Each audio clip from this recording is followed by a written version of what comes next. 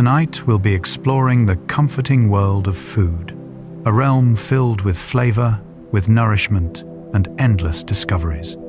Around us are the familiar tastes, the bread, the fruits, and the vegetables we encounter daily.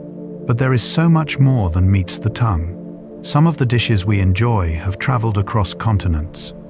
A simple spice may have sparked wars centuries ago, and the warmth of a freshly baked loaf may connect us to traditions thousands of years old. Food is both ordinary and extraordinary, something we experience every day yet never ceases to comfort. If you enjoy these quiet explorations, I invite you to like and subscribe, or share a simple thought down in the comments. It helps others find their way here too, one sleepy soul at a time. But for now, all you need to do is rest, settle in, and allow the gentle world of food to carry you softly into sleep. Let's begin. The origins of bread. Bread is humanity's oldest prepared food. When you break open a warm loaf and breathe in its familiar aroma, you are participating in a ritual that stretches back more than 14,000 years. Archaeological evidence suggests that humans were grinding grains and mixing them with water long before agriculture even existed. These early breads were simple flatbreads, cooked on hot stones. No yeast, no rising, just grain and water transformed by heat. The discovery of leavened bread, bread that rises and becomes soft and airy, likely happened by accident. Perhaps someone left their dough out overnight, and wild yeast from the air settled into it, causing it to bubble and expand. When baked, this dough would have been lighter, more digestible, and more flavorful than the dense flatbreads they were used to. Ancient Egyptians are often credited with mastering this technique, developing dozens of bread varieties. To the Egyptians, bread was more than sustenance. It was currency, used to pay workers who built the pyramids. It was sacred, offered to gods in temples. The hieroglyph for bread appeared in their written language hundreds of times, woven into the very structure of their communication. When you bite into bread today, you're tasting a food that has nourished civilizations, toppled kingdoms through scarcity, and brought communities together around shared meals for millennia. Honey never spoils. Honey is nature's eternal sweetness. Archaeologists have discovered pots of honey in ancient Egyptian tombs, sealed for over 3,000 years, and found them still perfectly edible. This remarkable preservation happens because honey is a supersaturated sugar solution with very low moisture content. Bacteria and microorganisms cannot survive in such an environment. Additionally, bees add an enzyme that produces hydrogen peroxide, giving honey natural antibacterial properties. The process of making honey is itself a marvel. A single bee will visit thousands of flowers in its lifetime, collecting nectar drop by drop. Back at the hive, bees pass this nectar from mouth to mouth, each one adding enzymes that break down complex sugars. They then deposit it into honeycomb cells and fan their wings to evaporate excess moisture. When the honey reaches the perfect consistency, they seal the cell with beeswax, creating a preserved store of energy. Different flowers produce different flavors of honey. Clover honey is mild and light. Buckwheat honey is dark and robust. Orange blossom honey carries the subtle perfume of citrus groves. Each jar captures not just sweetness, but the essence of a landscape, the taste of thousands of flowers concentrated into golden liquid. When you drizzle honey over toast or stir it into tea, you're enjoying a food that has remained unchanged since ancient times, a sweet connection to history. The tomato was once feared. The tomato, now beloved worldwide, was once considered poisonous. When tomatoes first arrived in Europe from the Americas in the 16th century, they were met with deep suspicion. Wealthy Europeans ate from pewter plates, which had high lead content. The acidic tomatoes would leach the lead from the plates, causing lead poisoning. People blamed the tomatoes, not realizing the plates were the culprit. For centuries, tomatoes were grown as ornamental plants, admired for their bright red fruit, but never eaten. They belonged to the nightshade family, which includes several poisonous plants, further cementing their dangerous reputation. Some called them poison apples.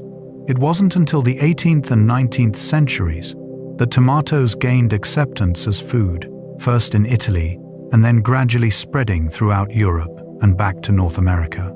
Today, it's hard to imagine cuisine without tomatoes.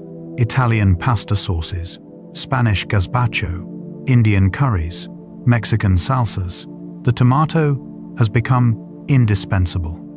Scientists have identified thousands of varieties, from tiny cherry tomatoes that burst with sweetness to massive beefsteak tomatoes perfect for slicing. The transformation from feared ornament to culinary staple took centuries, but now tomatoes are among the most consumed vegetables, though botanically they are fruits, in the world. Vanilla comes from orchids. Vanilla, one of the world's most popular flavors, comes from the seed pods of orchids. The vanilla orchid is native to Mexico, where the Totonac people first cultivated it over 1,000 years ago.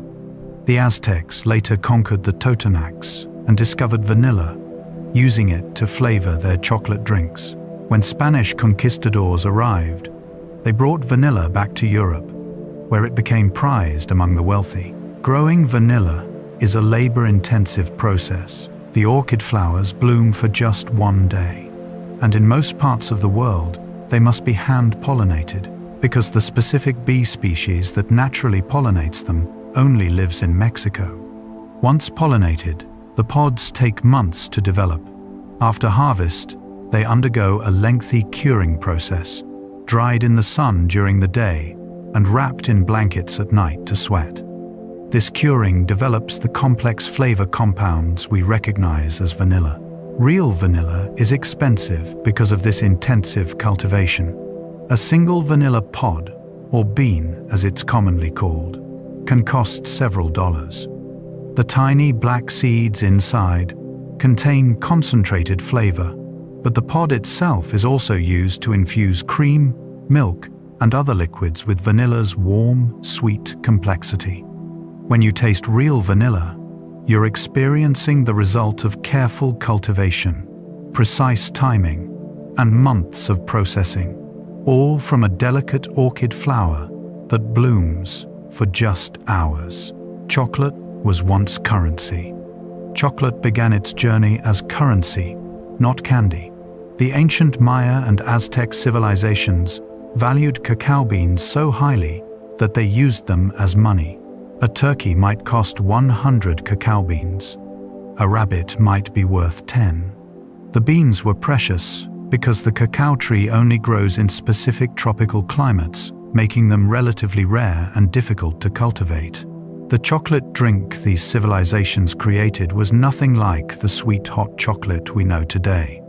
They roasted and ground cacao beans, then mixed the powder with water, chili peppers, and other spices, creating a bitter, frothy beverage. This drink was reserved for nobility, warriors, and special ceremonies. The word chocolate itself likely comes from the Aztec word xocolotl, meaning bitter water. When Spanish explorers brought cacao back to Europe in the 16th century, they added sugar and vanilla, transforming the bitter drink into something more palatable to European tastes. For centuries, chocolate remained a luxury drink of the wealthy. It wasn't until the 19th century that innovations in processing, particularly the invention of the cocoa press and later solid chocolate bars, made chocolate accessible to common people. Today, chocolate is enjoyed worldwide in countless forms, but its origins as sacred currency remind us that this treat was once more valuable than gold. Salt-shaped civilizations.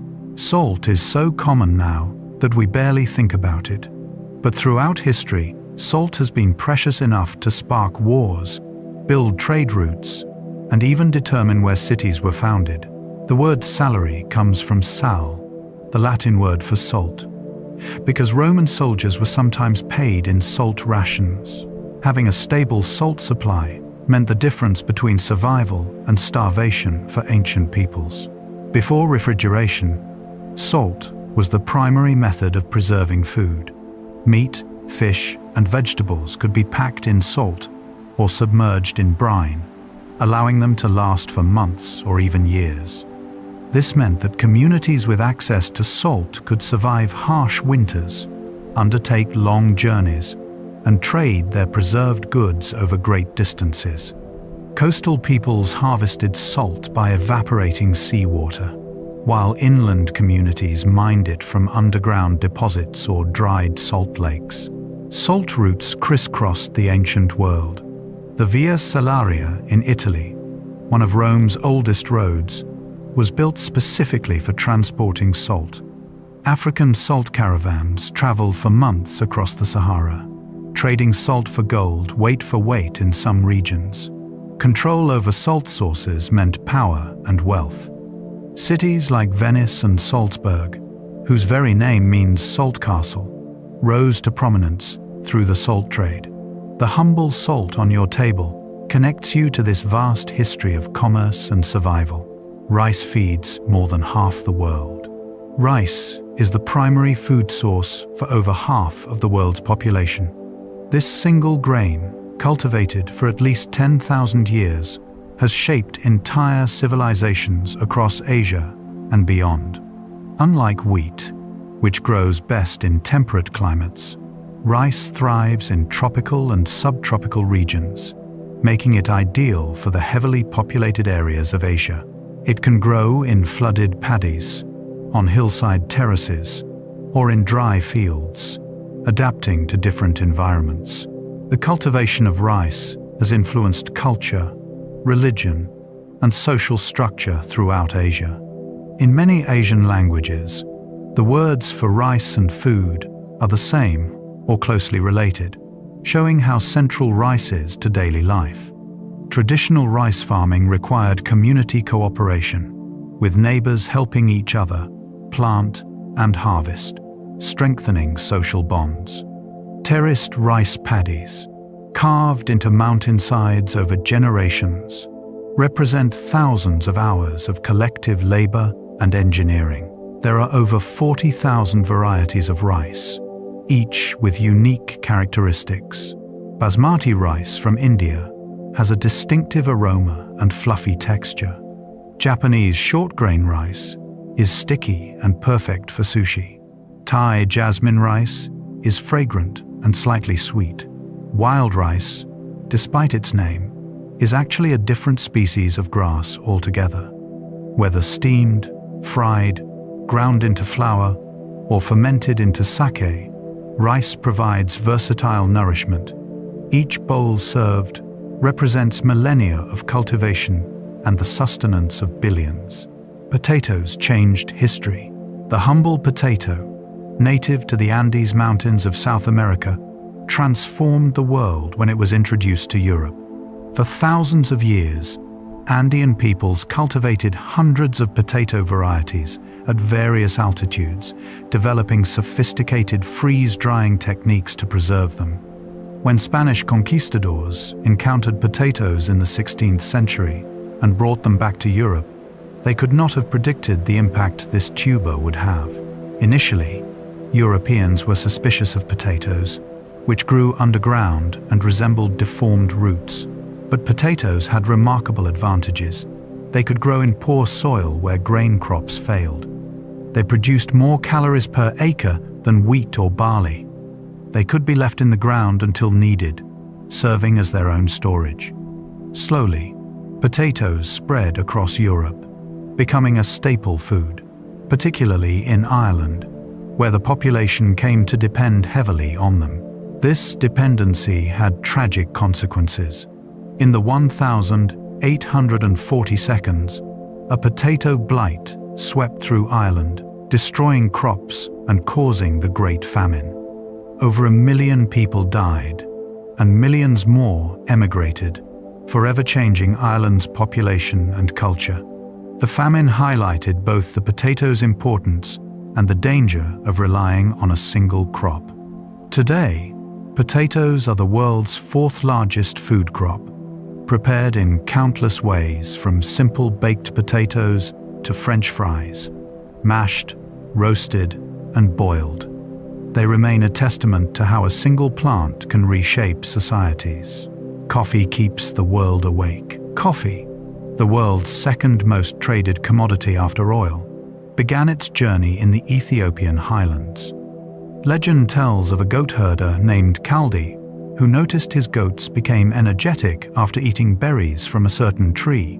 Curious, he tried the berries himself and felt unusually alert. Word spread to local monks, who discovered that brewing the berries into a drink helped them stay awake during long prayers. From Ethiopia, coffee spread to the Arabian Peninsula, where it was cultivated in Yemen. By the 15th century, coffee houses appeared in Mecca and later throughout the Ottoman Empire. These establishments became centers of social activity, where people gathered to drink coffee, exchange news, play chess, and discuss politics. European travelers encountered coffee in these coffee houses and brought it back to their home countries, where it quickly gained popularity despite initial religious suspicion. Coffee cultivation spread globally, with European powers establishing plantations in their colonies across the tropics. Today, coffee is grown in over 70 countries, providing livelihoods for millions of farmers. The simple morning ritual of brewing coffee connects us to a vast global network. Each cup represents the labor of farmers who cultivated, harvested, and processed the beans, the roasters who developed the flavor, and centuries of cultural tradition. Coffee has fueled revolutions, inspired art, and brought people together in countless coffee shops around the world. Spices launched expeditions. The desire for spices drove some of history's greatest expeditions. In medieval Europe, spices like pepper, cinnamon, cloves, and nutmeg were worth more than their weight in gold. They flavored bland, preserved foods, disguised the taste of meat that was past its prime, and were believed to have medicinal properties. But these spices only grew in distant tropical regions, and the overland trade routes were controlled by Arab and Venetian merchants who charged enormous markups. European powers desperately wanted to break this monopoly and access spices directly. This desire motivated Portuguese explorers to sail around Africa to reach India. It inspired Christopher Columbus to sail west, hoping to reach Asia by a different route. Though he didn't find spices, he did encounter the Americas, forever changing world history. Ferdinand Magellan's crew became the first to circumnavigate the globe in their quest for the Spice Islands of Indonesia. The competition for spice trade led to the establishment of powerful trading companies, colonial empires, and centuries of conflict. The Dutch East India Company once controlled the nutmeg trade so completely that they destroyed nutmeg trees on islands they didn't control to keep prices high. Today, spices are affordable and accessible, but each pinch of cinnamon or dash of pepper carries with it a history of adventure, conflict, and the human desire for flavor. They remind us that food has always been worth traveling for, fighting for, and treasuring. Olive trees live for thousands of years. Olive trees are among the longest living trees on Earth, with some specimens estimated to be over 2,000 years old. These ancient trees, twisted and gnarled, still produce fruit year after year. In the Mediterranean region, where olives originated, these trees have witnessed the rise and fall of empires, the birth of religions, and the passage of countless generations. Some trees alive today may have provided olives to ancient Romans, early Christians, or medieval merchants. The olive tree is deeply woven into Mediterranean culture and history. Olive oil was used for cooking, lighting lamps, religious ceremonies, and even as medicine. In ancient Greece, olive crowns were awarded to Olympic champions. The olive branch became a universal symbol of peace. The tree's ability to grow in poor, rocky soil and withstand drought made it invaluable in harsh climates, where other crops struggled. Harvesting olives remains much as it has for centuries in many places.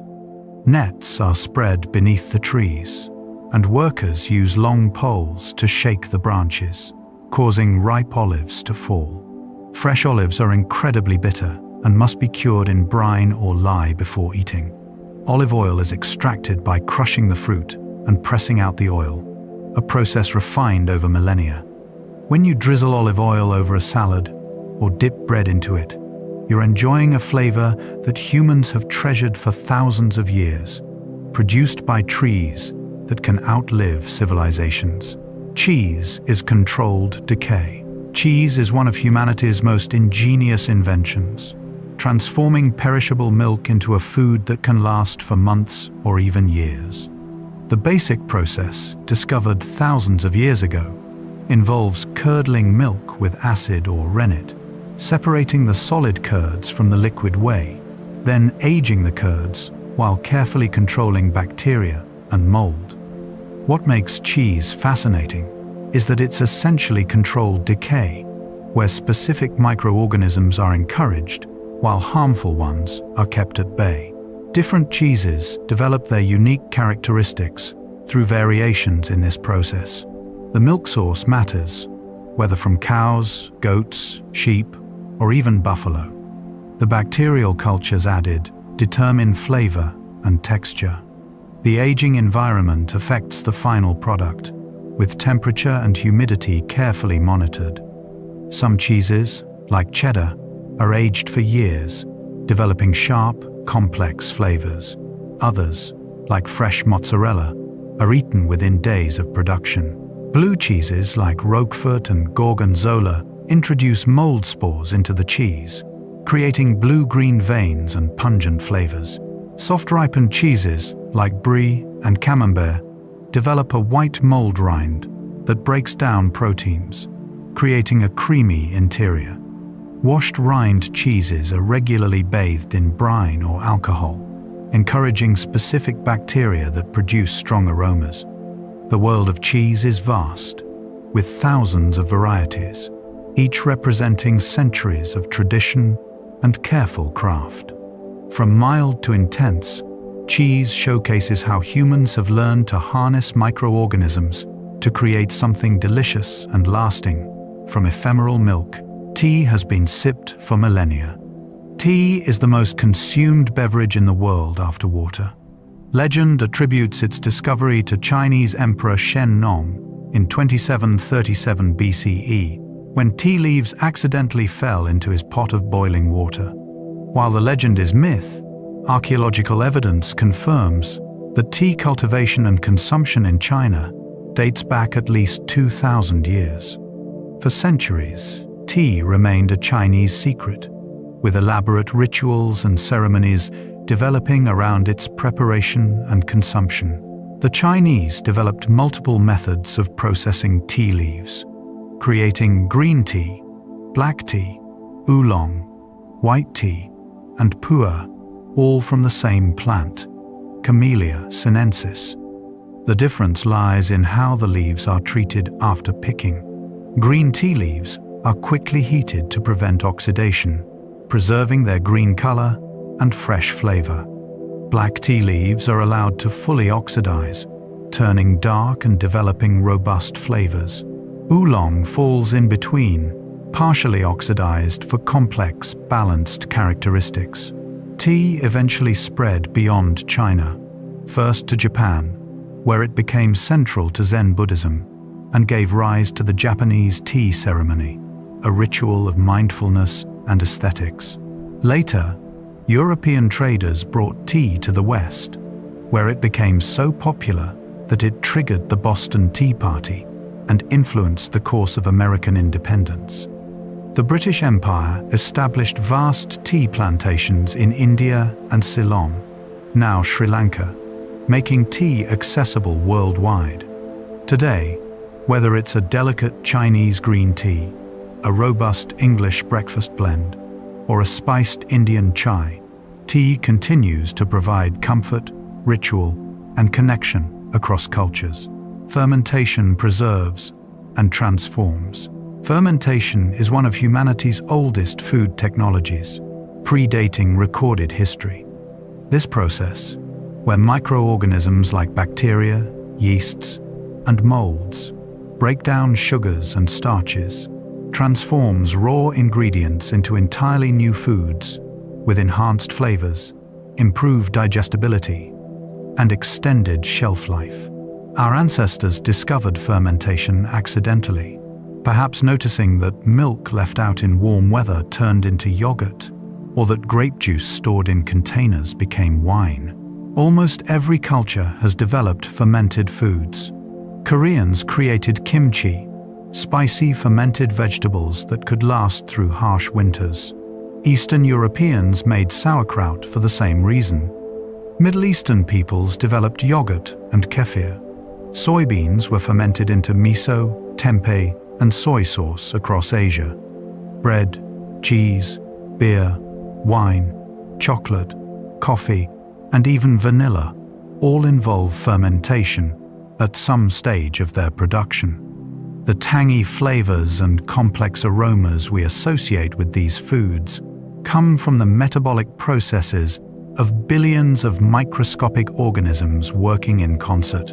Modern science has revealed that fermented foods offer health benefits beyond preservation.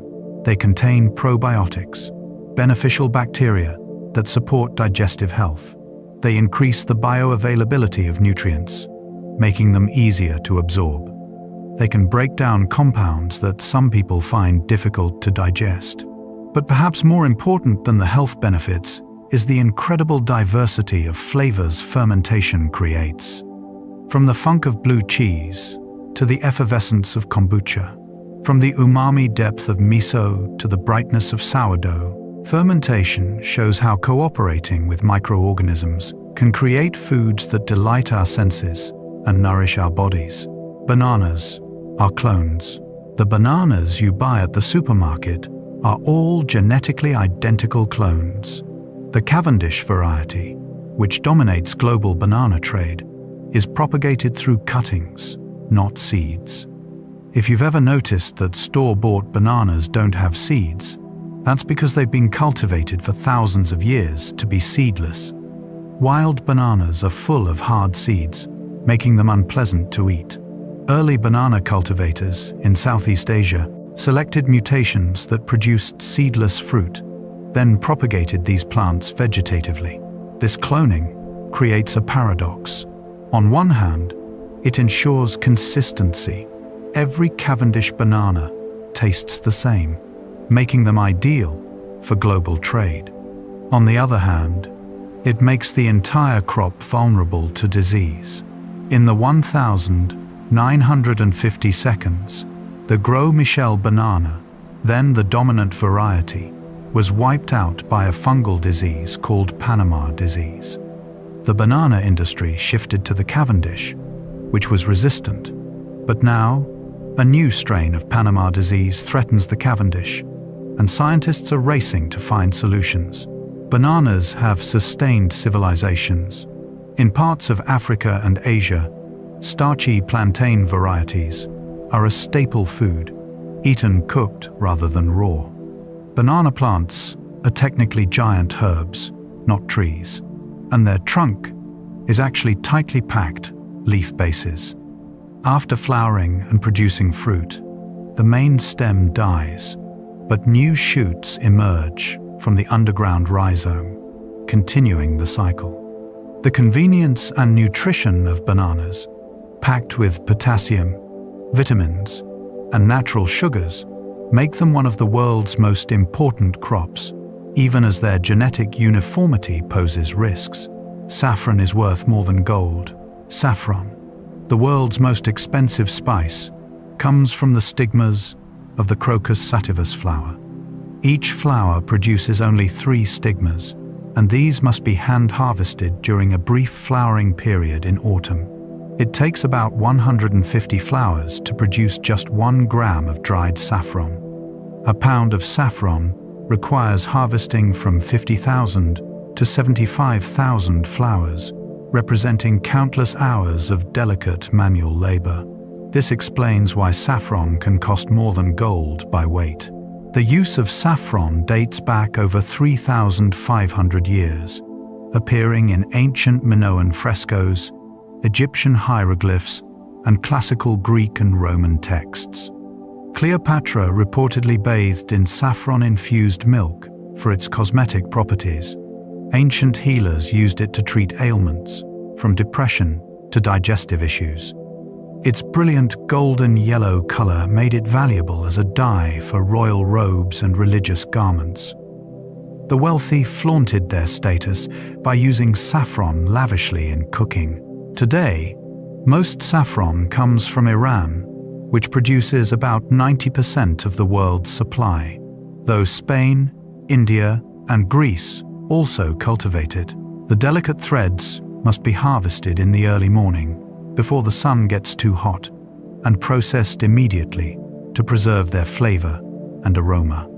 When added to dishes like Spanish paella, Italian risotto milanese, or Persian rice, saffron imparts a distinctive, earthy, honey-like flavor and that characteristic golden hue. A tiny pinch is enough to transform a dish, making even a small amount of this precious spice last surprisingly long. Cinnamon sparked exploration. Cinnamon, a spice we now associate with comfort and warmth, was once so valuable it sparked expeditions around the globe. This aromatic bark from trees native to Sri Lanka and southern India was prized throughout the ancient world. The Egyptians used it in their embalming mixtures. The Romans burned it at funerals, with Emperor Nero reportedly burning a year's supply of cinnamon at his wife's funeral as a display of grief and wealth. For centuries, Arab traders controlled the cinnamon trade, transporting it along arduous routes and keeping its source secret to maintain their monopoly. They told fantastical stories about cinnamon, claiming it came from deep valleys guarded by giant birds, or that it was fished up from the Nile. These myths kept competition away and prices high. European powers, desperate to access cinnamon directly, eventually funded voyages that led to the Age of Exploration. The Portuguese finally reached Ceylon, now Sri Lanka, in 1505, and established control over the cinnamon trade. Later, the Dutch and then the British took over. Today, cinnamon is affordable and accessible, grown not just in Sri Lanka, but in Indonesia, China, and Vietnam. True Ceylon cinnamon is milder and more complex than the more common cassia cinnamon. When you sprinkle cinnamon on your oatmeal or add it to baked goods, you're using a spice that once inspired adventure, secrecy, and conquest, now democratized and comforting. Apples have traveled with humans. The apple you bite into today is a descendant of wild apples that originated in the mountains of Kazakhstan. These wild apples, Malus sieversii, still grow there, in forests where bears and other animals feast on fallen fruit. As humans migrated along the Silk Road, they carried apple seeds with them. Everywhere apples went, they adapted to local conditions and were crossbred with other wild apple species, creating incredible diversity. By the time apples reached ancient Greece and Rome, dozens of varieties existed. The Romans cultivated apples throughout their empire, spreading them across Europe. Each region developed its own favorites, suited to local climates and tastes. Some apples were best for eating fresh, others for cooking, and still others for making cider, which was often safer to drink than water in medieval times. When European colonists came to America, they brought apple seeds and seedlings with them. John Chapman, better known as Johnny Appleseed, became legendary for planting apple nurseries across the American frontier in the early 1800s. However, most of his trees produced apples suitable primarily for making hard cider, not fresh eating. since apples grown from seed rarely resemble their parent. Today, thousands of apple varieties exist, from tart Granny Smiths to sweet Fujis, from crisp Honeycrisps to aromatic Galas. Each variety is maintained through grafting, ensuring consistency. The apple's journey from Kazakhstan to your fruit bowl spans continents and centuries. Chocolate and chili were ancient partners. Long before chocolate became the sweet treat we know today, it was paired with chili peppers in a spicy, savory beverage. The ancient Maya and Aztec civilizations ground cacao beans and mixed them with water, chili peppers, cornmeal, and other spices, creating a frothy, bitter drink called exocolotl. This beverage was consumed during sacred ceremonies and by warriors before battle, believed to provide strength and courage. The combination of chocolate and chili might seem unusual to modern palates accustomed to sweet chocolate, but it makes culinary sense. Both contain compounds that stimulate the palate and create warmth. Chili peppers contain capsaicin, which triggers heat receptors. Chocolate contains theobromine and small amounts of caffeine, which provide gentle stimulation. Together, they create a complex sensory experience: bitter, spicy, rich, and energizing. This pairing is experiencing a renaissance. Artisan chocolatiers now create chocolate bars infused with chili, paying homage to chocolate's ancient roots. Mexican mole sauces blend chocolate with chili peppers and other spices, creating complex, deeply flavored sauces for savory dishes. When the Spanish conquistadors first encountered chocolate, they found it too bitter and added sugar, transforming it into the sweet confection that spread worldwide. But the original combination reminds us that chocolate's story is far older and more complex than the candy bars lining modern shelves. Pasta's shape affects its source. Pasta comes in over 300 shapes, and these shapes are not arbitrary. Each was designed to pair with specific types of sauce, maximizing flavor and texture. Long, thin pasta like spaghetti or linguine works best with light, oil-based sauces or simple tomato sauces that can coat the strands evenly. The smooth surface and length allow the sauce to cling without overwhelming the pasta. Tubular pasta like penne, rigatoni, or ziti feature ridges and hollow centers that trap chunkier sauces. Meat sauces, vegetable sauces, and heartier tomato sauces, with pieces of ingredients nestle into the ridges and fill the tubes, ensuring every bite includes both pasta and sauce. The ridges also help cheese cling to the pasta, making them ideal for baked pasta dishes. Small pasta shapes like orzo, ditalini, or acini di pepe are designed for soups, where they can be easily spooned up with broth. Wide, flat pasta like pappardelle or lasagna sheets pair beautifully with rich, meaty ragouts that can sit atop the broad surface. Delicate filled pasta like ravioli or tortellini already contain rich ingredients, so they're typically served with simple butter and sage sauce, or light broth that won't compete with the filling. The diversity of pasta shapes reflects centuries of Italian culinary wisdom, where form follows function, and every detail enhances the eating experience. Ice cream was once a royal luxury. Ice cream, now a common frozen treat, was once so rare and expensive that only royalty and the extremely wealthy could afford it. Making ice cream required ice, which was difficult to obtain before refrigeration. Ice had to be cut from frozen lakes and rivers in winter, then stored in ice houses insulated with straw and sawdust. Keeping ice from melting in summer was a constant challenge and expense. The earliest frozen desserts likely originated in ancient China, where a mixture of milk, rice, and snow was eaten around 200 BCE. The technique spread slowly westward. By the 17th century, European royalty enjoyed elaborate frozen desserts at banquets. These early ice creams were made by nesting a container of sweetened cream inside a larger container of ice and salt, then manually churning the mixture until it froze.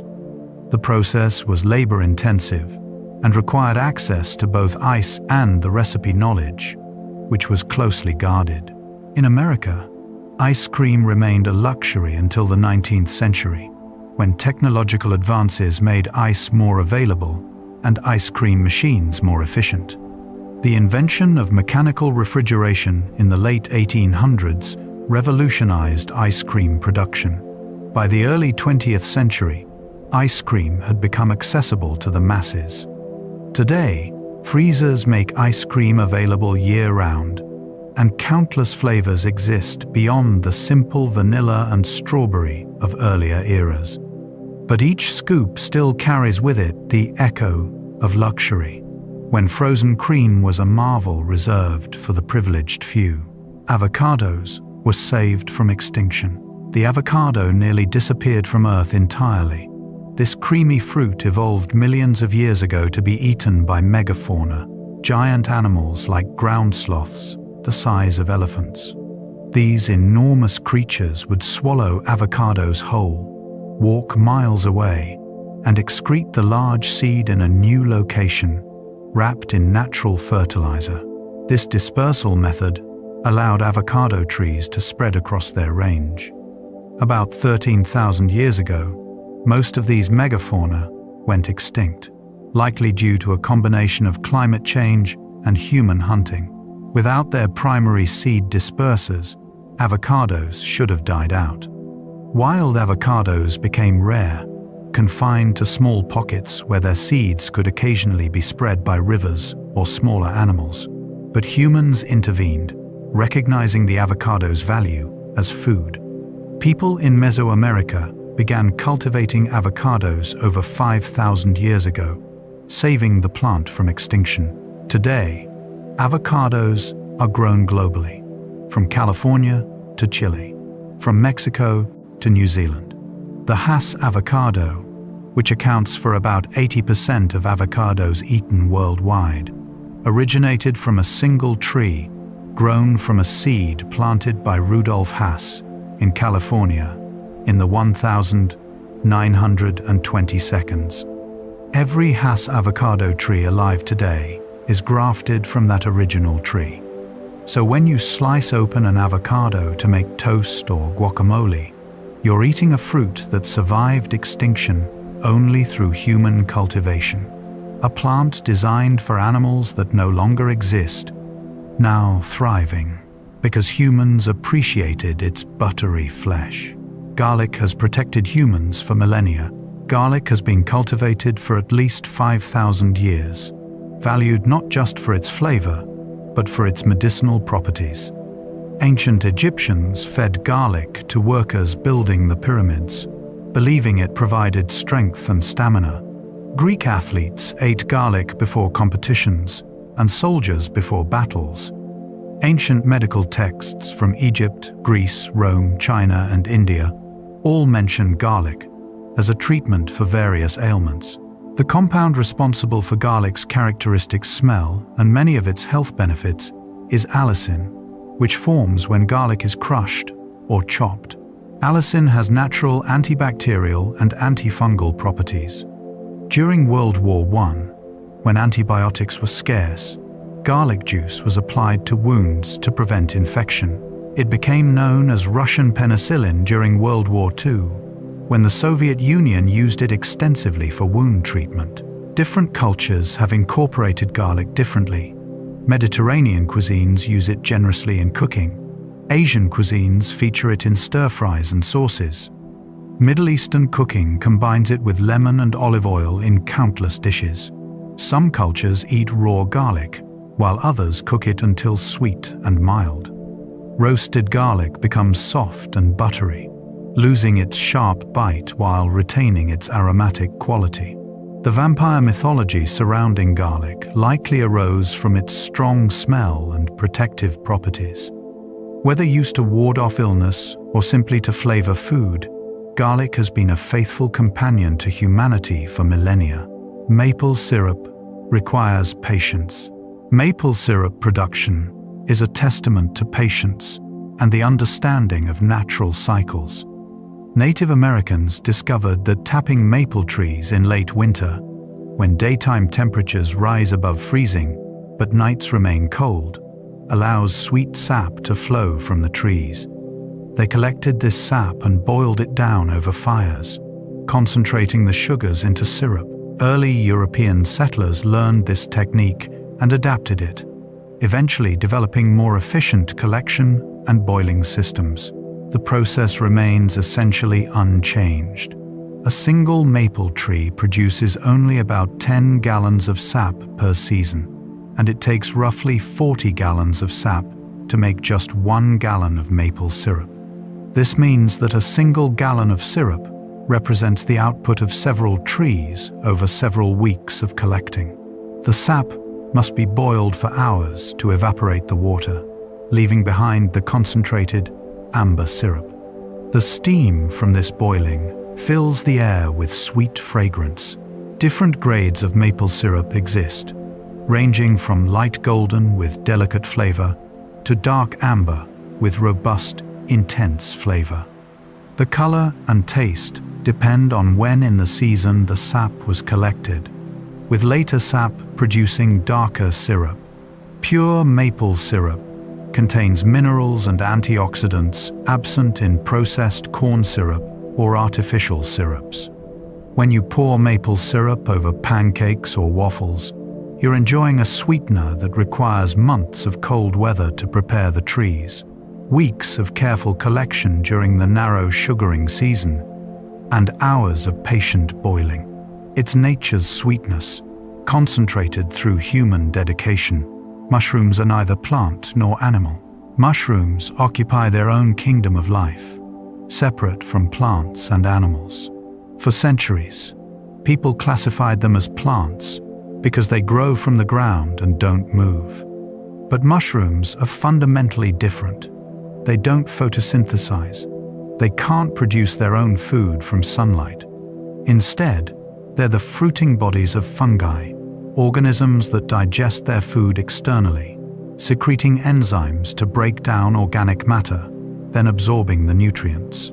What we call a mushroom is just the reproductive structure, like an apple on a tree. The main body of the fungus is a network of thread-like structures called mycelium, which spreads through soil, wood, or whatever substrate the fungus colonizes.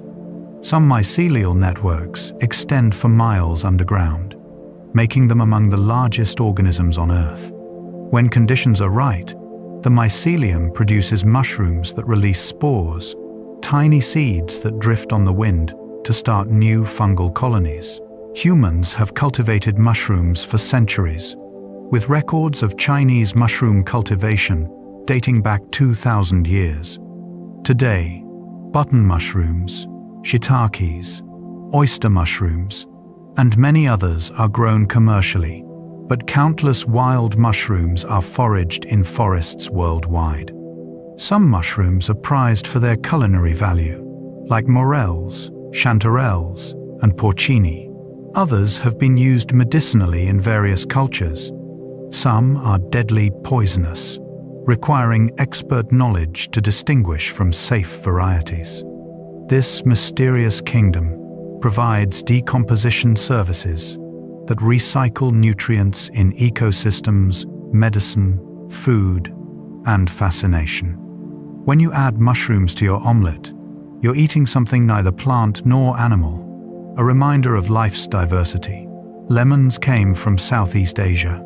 Lemons, which we associate with Mediterranean sunshine, actually originated in Southeast Asia, likely in the region that includes northeastern India, northern Myanmar, and China. They're thought to be a hybrid between a citron and a bitter orange, developed thousands of years ago. Arab traders brought lemons westward, introducing them to the Middle East and North Africa. By the time of ancient Rome, lemons were growing in southern Italy. Though they remained rare and expensive, they were valued more as ornamental plants and for medicinal use than as food. It wasn't until medieval times that lemons became more common in Mediterranean cuisines. The Moors brought lemon cultivation to Spain. From there, Spanish and Portuguese explorers carried lemons on their ships, planting them wherever they established colonies. Lemons proved vital for sailors on long voyages. Scurvy, a disease caused by vitamin C deficiency, killed countless sailors on extended ocean crossings. In the 18th century, the British Royal Navy discovered that citrus fruits prevented scurvy, and they began provisioning ships with lemons and later limes, earning British sailors the nickname limeys. This simple preventive measure transformed naval warfare and exploration. Today, lemons are grown globally in warm climates.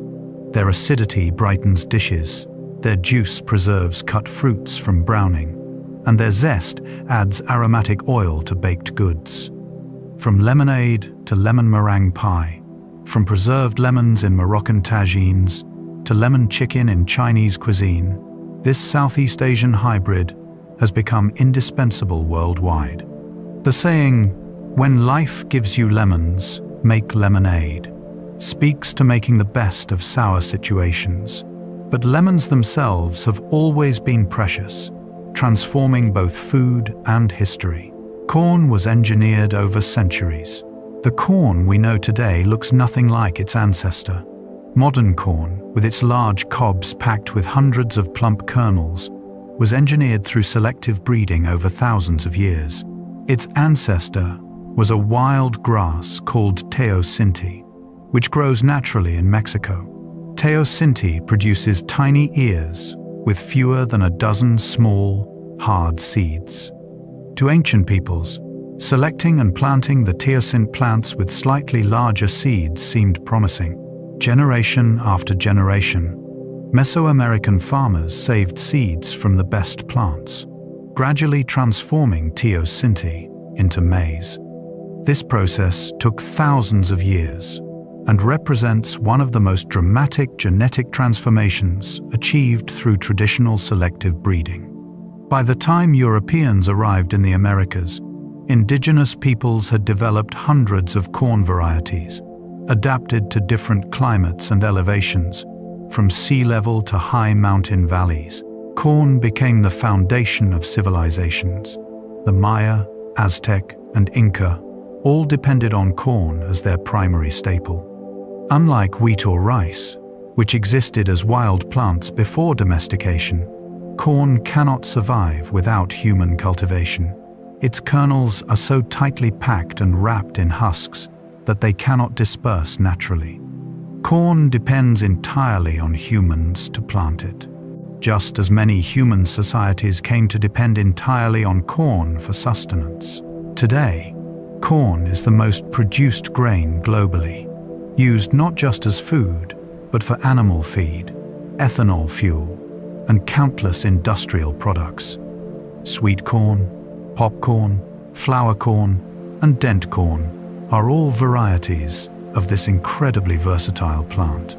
When you eat corn on the cob or popcorn at the movies, you're eating the result of one of humanity's greatest agricultural achievements, a plant that could not exist without us. Peppers measure heat in Scoville units. The spicy heat of chili peppers is measured on the Scoville scale, named after pharmacist Wilbur Scoville, who developed the test in 1912. The heat comes from capsaicin, a compound that binds to pain receptors in the mouth, tricking the brain into perceiving heat, even though there's no actual temperature change. Different peppers contain vastly different amounts of capsaicin, making some mild and others scorching. A bell pepper rates 0 Scoville units, producing no heat at all. A jalapeno ranges from 2,500 to 8,000 units, providing moderate spiciness. Habaneros jump to 100,000 to 350,000 units, creating intense heat. The hottest peppers, like the Carolina Reaper, exceed 2 million Scoville units. These super hot peppers were bred specifically for extreme capsaicin content, pushing the boundaries of what humans can tolerate. Why do people seek out such painful experiences? Capsaicin triggers the release of endorphins, the body's natural painkillers, creating a mild euphoria. This chilly high makes spicy food addictive for some people. Additionally, many cultures developed spicy cuisines in hot climates, where the sweating induced by capsaicin helps cool the body. Capsaicin also has antimicrobial properties, helping preserve food in warm environments before refrigeration. Different cuisines feature different peppers. Mexican cooking uses jalapenos, serranos, and poblanos. Thai cuisine features bird's eye chilies. Indian cooking employs various dried and fresh chilies. Korean cuisine uses gochugaru, dried pepper flakes. The spiciness level in traditional dishes often reflects both the local pepper varieties and cultural preferences that developed over centuries. When you bite into something spicy, you're experiencing a sophisticated interaction between plant chemistry and human neurology, one that has shaped cuisines worldwide. Oysters were once poor people's food. Today, oysters are considered a luxury, served at upscale restaurants and special occasions. But for centuries, they were food for the poor and working class. Oysters were incredibly abundant in coastal waters, forming massive reefs. In places like New York Harbor, oyster beds stretched for miles, and the shellfish were so plentiful they were practically free. Street vendors sold them from carts, and they were a common cheap meal. The oyster's decline began with industrialization and overharvesting. Pollution from factories poisoned coastal waters. Dredging operations destroyed oyster reefs. By the late 19th and early 20th centuries, oyster populations crashed. What was once abundant became scarce. As supply dwindled, prices rose, and oysters transitioned from working-class staple to delicacy. This same pattern has occurred with many foods: abundance leading to popularity, followed by depletion that creates scarcity and luxury status. Today, oyster farming helps meet demand while protecting wild populations. Farmers grow oysters on suspended ropes or in cages, allowing them to filter feed on plankton while preventing them from being buried in sediment.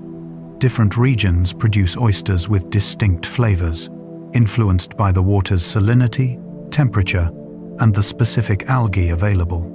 Pacific oysters taste different from Atlantic oysters. Kumamoto oysters have their own character. Enthusiasts can taste the terroir of the sea in each oyster. Oysters also provide ecological benefits. A single oyster filters up to 50 gallons of water per day, removing pollutants and excess nutrients. Oyster reefs provide habitat for other marine species. Restoration projects now reintroduce oysters to damaged coastal ecosystems, hoping to revive both oyster populations and water quality. The humble oyster, once so common it fed the poor, now represents both luxury and environmental hope. Pineapples were status symbols. In 18th century Europe, pineapples were extraordinarily rare and expensive, making them the ultimate status symbol. Native to South America, pineapples require tropical conditions to grow and don't ship well. Bringing fresh pineapples to Europe required fast ships and careful handling, making each fruit worth a small fortune. A single pineapple could cost the equivalent of several thousand modern dollars. The wealthy didn't even eat their pineapples immediately. Instead, they displayed them at parties as centerpieces, showcasing their wealth. Guests admired the exotic fruit, taking it as evidence of the host's prosperity and connections. The pineapple might be displayed at multiple events until it began to rot, only then perhaps being eaten or even rented out to other families for their own displays.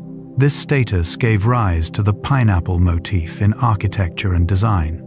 Pineapples appeared carved on gateposts, worked into ironwork, and featured in textiles and furniture. The pineapple became a symbol of hospitality and welcome, a meaning it retains today. Colonial American hosts used pineapple imagery to signal their sophistication and generosity. The development of steamships and later refrigeration made pineapples more accessible. Hawaii became a major pineapple producer in the late 19th and early 20th centuries, canning pineapples and making them affordable worldwide. Today, pineapples are readily available in grocery stores, but they still carry a hint of their exotic past. The sweet, tropical taste still evokes sunshine and paradise, even if the fruit no longer costs a fortune. Carrots were not always orange. The orange carrot we know today is actually a relatively recent development. For most of history, carrots were purple, white, yellow, or red. The vegetable was first domesticated in Persia, modern-day Iran, and Afghanistan, over 1,000 years ago. These original carrots were primarily purple or yellow, smaller and more bitter than modern varieties. The orange carrot emerged in the 17th century in the Netherlands, where farmers selectively bred yellow carrots for a brighter orange color and sweeter taste.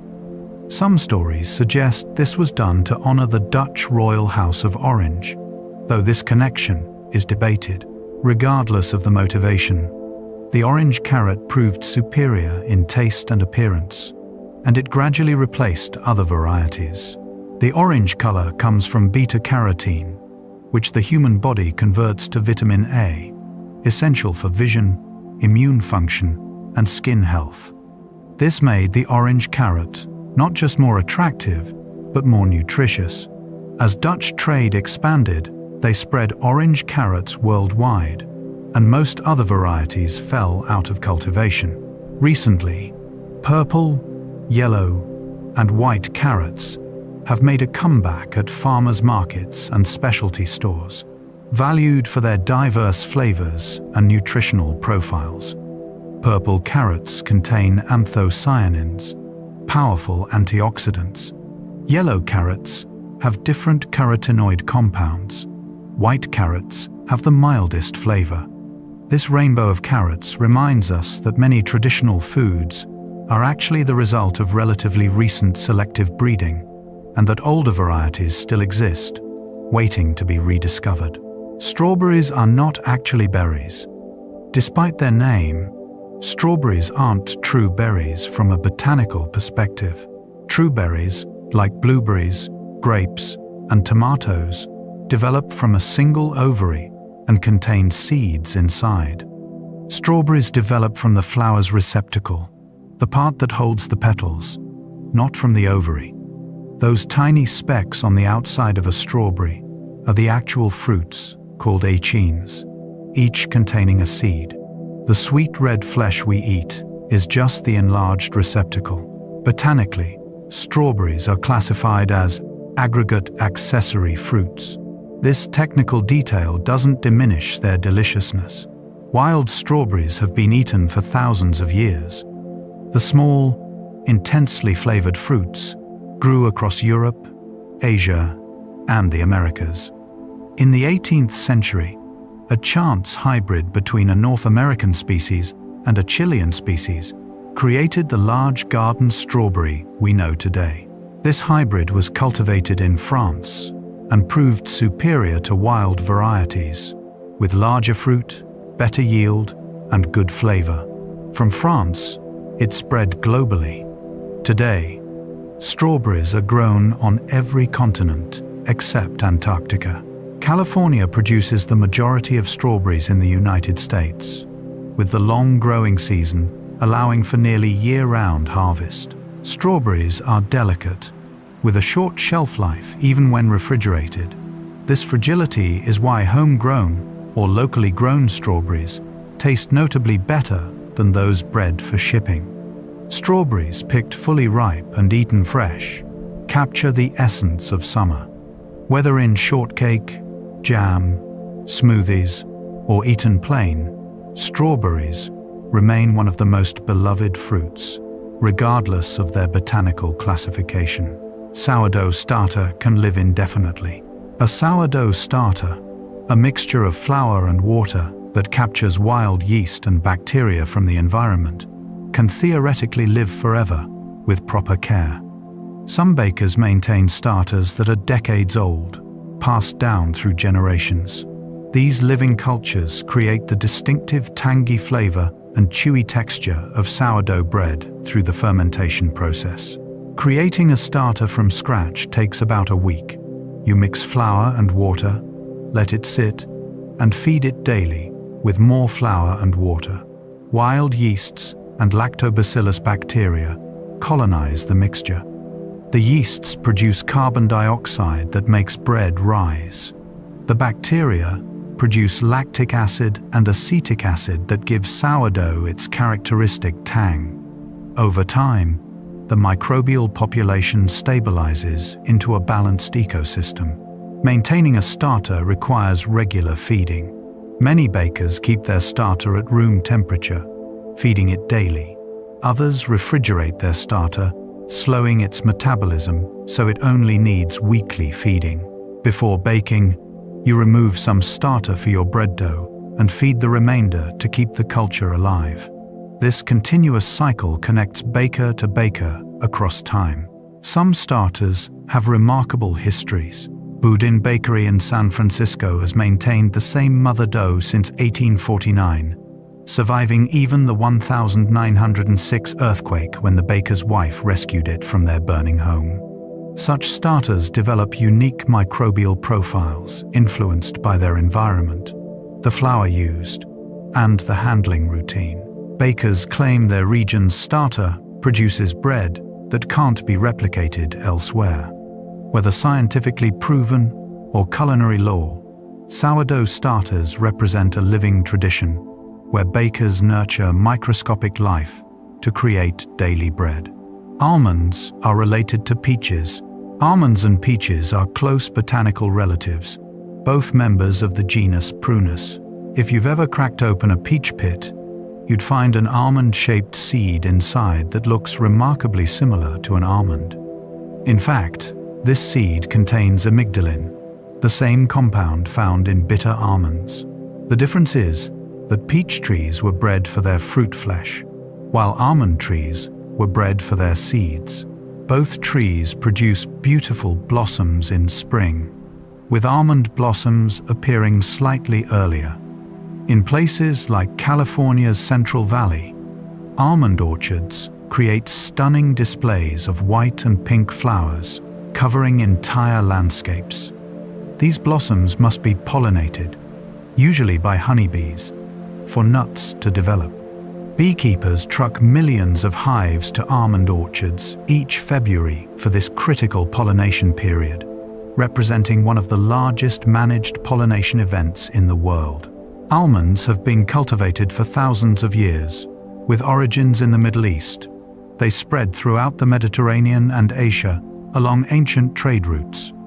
The sweet almond varieties we eat today were selected from bitter wild almonds, which contain dangerous levels of cyanide compounds. Through careful breeding, farmers developed sweet almonds safe to eat raw. Today, California produces about 80% of the world's almonds, requiring vast amounts of water and millions of bees. The nuts are versatile, eaten raw, roasted, made into almond milk, ground into flour, or processed into marzipan. Almond blossoms symbolize hope and renewal in various cultures. When you eat an almond, you're eating the seed of a fruit that's been bred away, leaving only the nutritious kernel behind, a testament to agricultural ingenuity. Black pepper was once worth more than gold. Black pepper, now a staple in nearly every kitchen, was once more valuable than gold by weight. This simple spice drove global exploration and trade for centuries. Native to the Malabar coast of India, black pepper was treasured throughout the ancient world. It flavored food, preserved meat, and was believed to have medicinal properties. The Romans valued it so highly that they kept pepper reserves in their treasury. During medieval times, the pepper trade was controlled by Arab and Venetian merchants who transported it along difficult routes, carefully guarding the source. Black pepper became a marker of wealth. The phrase peppercorn rent originated from the practice of using pepper as payment for rent or debts. In some places, pepper could be used as currency, with specific regulations about its exchange rate. The European desire to access pepper directly, bypassing expensive middlemen, motivated much of the age of exploration. Vasco da Gama's voyage around Africa to India in 1498 was primarily seeking a sea route to obtain pepper. The Portuguese, then Dutch, and later British, established trade monopolies over pepper and other spices, controlling prices and supplies. Black peppercorns are simply unripe pepper berries, picked green and dried until they shrivel and blacken. White pepper comes from ripe berries with the outer layer removed. Green peppercorns are fresh, unripe berries preserved in brine or vinegar. Red and pink peppercorns are ripe berries, though pink peppercorns actually come from a different plant entirely. The various types offer different flavors and heat levels. Today, pepper is affordable and ubiquitous, but each grind of the pepper mill echoes centuries when this spice was precious enough to reshape the world. Coconuts travel by ocean. Coconuts are perfectly designed for ocean travel. Their hard shell protects the seed inside, while the fibrous husk provides buoyancy, allowing coconuts to float for months while remaining viable. This adaptation let coconuts spread naturally across tropical coastlines, drifting on ocean currents from island to island. When a coconut washes ashore, it can germinate in the sand, sending roots down and a shoot up, eventually becoming a new palm tree. This natural dispersal method, combined with human cultivation, has spread coconuts throughout the tropics. The coconut palm is sometimes called the tree of life because nearly every part has uses. The water inside young coconuts is sterile and can be drunk safely. The white flesh provides food, eaten fresh or dried into copra. Coconut milk and cream, made by processing the flesh, form the base of countless tropical dishes. The fibrous husk, called coir, is processed into rope, mats, and brushes. The hard shell can be carved into bowls, cups, or decorative items. The leaves are woven into thatch for roofing, baskets, and mats. The trunk provides lumber. Even the sap can be tapped to make sugar or fermented into palm wine. For island communities surrounded by ocean, the coconut palm provides comprehensive resources. Coconuts feature prominently in tropical cuisines worldwide. Thai curries swim in coconut milk. Indonesian and Malaysian dishes use coconut cream for richness. Caribbean cooking incorporates coconut in both savory and sweet preparations. Pacific Island cultures have been using coconuts for thousands of years. When you drink coconut water or cook with coconut oil, you're using a resource that traveled by sea, that sustained island communities, that represents perfect adaptation to coastal tropical environments. Potatoes can grow in space. Potatoes are so hardy and nutritious that they're being researched as a crop for space colonization. NASA and other space agencies have experimented with growing potatoes in simulated Martian conditions. The plant is remarkably adaptable, capable of growing in diverse climates and altitudes on Earth, from sea level to high mountains. This adaptability translates to controlled environments like spacecraft or future Mars habitats.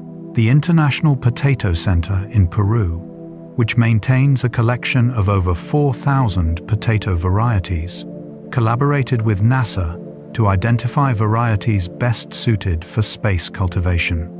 They tested potatoes in harsh conditions, including soil similar to Martian regolith, finding several varieties that thrived. Potatoes provide carbohydrates, protein, vitamins, and minerals, offering complete nutrition in a way few single crops can match. On Earth, potatoes continue to be a vital food security crop. They're water efficient compared to grains, producing more food per acre with less input. They grow quickly, maturing in 90 to 120 days. They can be stored for months in cool, dark conditions without refrigeration. These qualities make potatoes ideal for feeding growing populations in developing regions and for emergency food supplies. The idea of astronauts growing potatoes on Mars isn't far-fetched science fiction. It's serious research with practical applications. If humans are to establish long-term settlements beyond Earth, they'll need to grow their own food, and potatoes are leading candidates. From the Andes to space stations, the humble potato continues proving its worth. When you eat a potato, you're eating a food that might one day sustain humans on other worlds. Nutmeg was worth waging war over. Nutmeg, the warm, sweet spice we associate with holiday baking, was once worth its weight in gold and sparked violent conflicts between European powers. Native only to the small Banda Islands in Indonesia, nutmeg was extremely rare and expensive. Traders who controlled nutmeg sources could demand extraordinary prices in European markets, where the spice was prized for flavoring food and as a supposed cure for plague. The Dutch East India Company sought to monopolize the nutmeg trade. In the early 17th century, they took control of the Banda Islands through military force, committing atrocities against the native population who resisted. The Dutch destroyed nutmeg trees on islands they didn't control and imposed the death penalty for smuggling nutmeg seeds. This brutal monopoly lasted for nearly 2 centuries, allowing the Dutch to control prices absolutely. Eventually, a French horticulturist managed to smuggle nutmeg seedlings to Mauritius, breaking the monopoly. The British also transplanted nutmeg to other colonies. Once nutmeg could be grown elsewhere, prices fell, and the spice became accessible to ordinary people. The island of Grenada in the Caribbean became a major nutmeg producer, even featuring the spice on its flag. Nutmeg is actually a 2-for-1 spice. The seed itself is ground into nutmeg powder. The lacy covering around the seed, called mace, is dried and used as a separate, more delicate spice.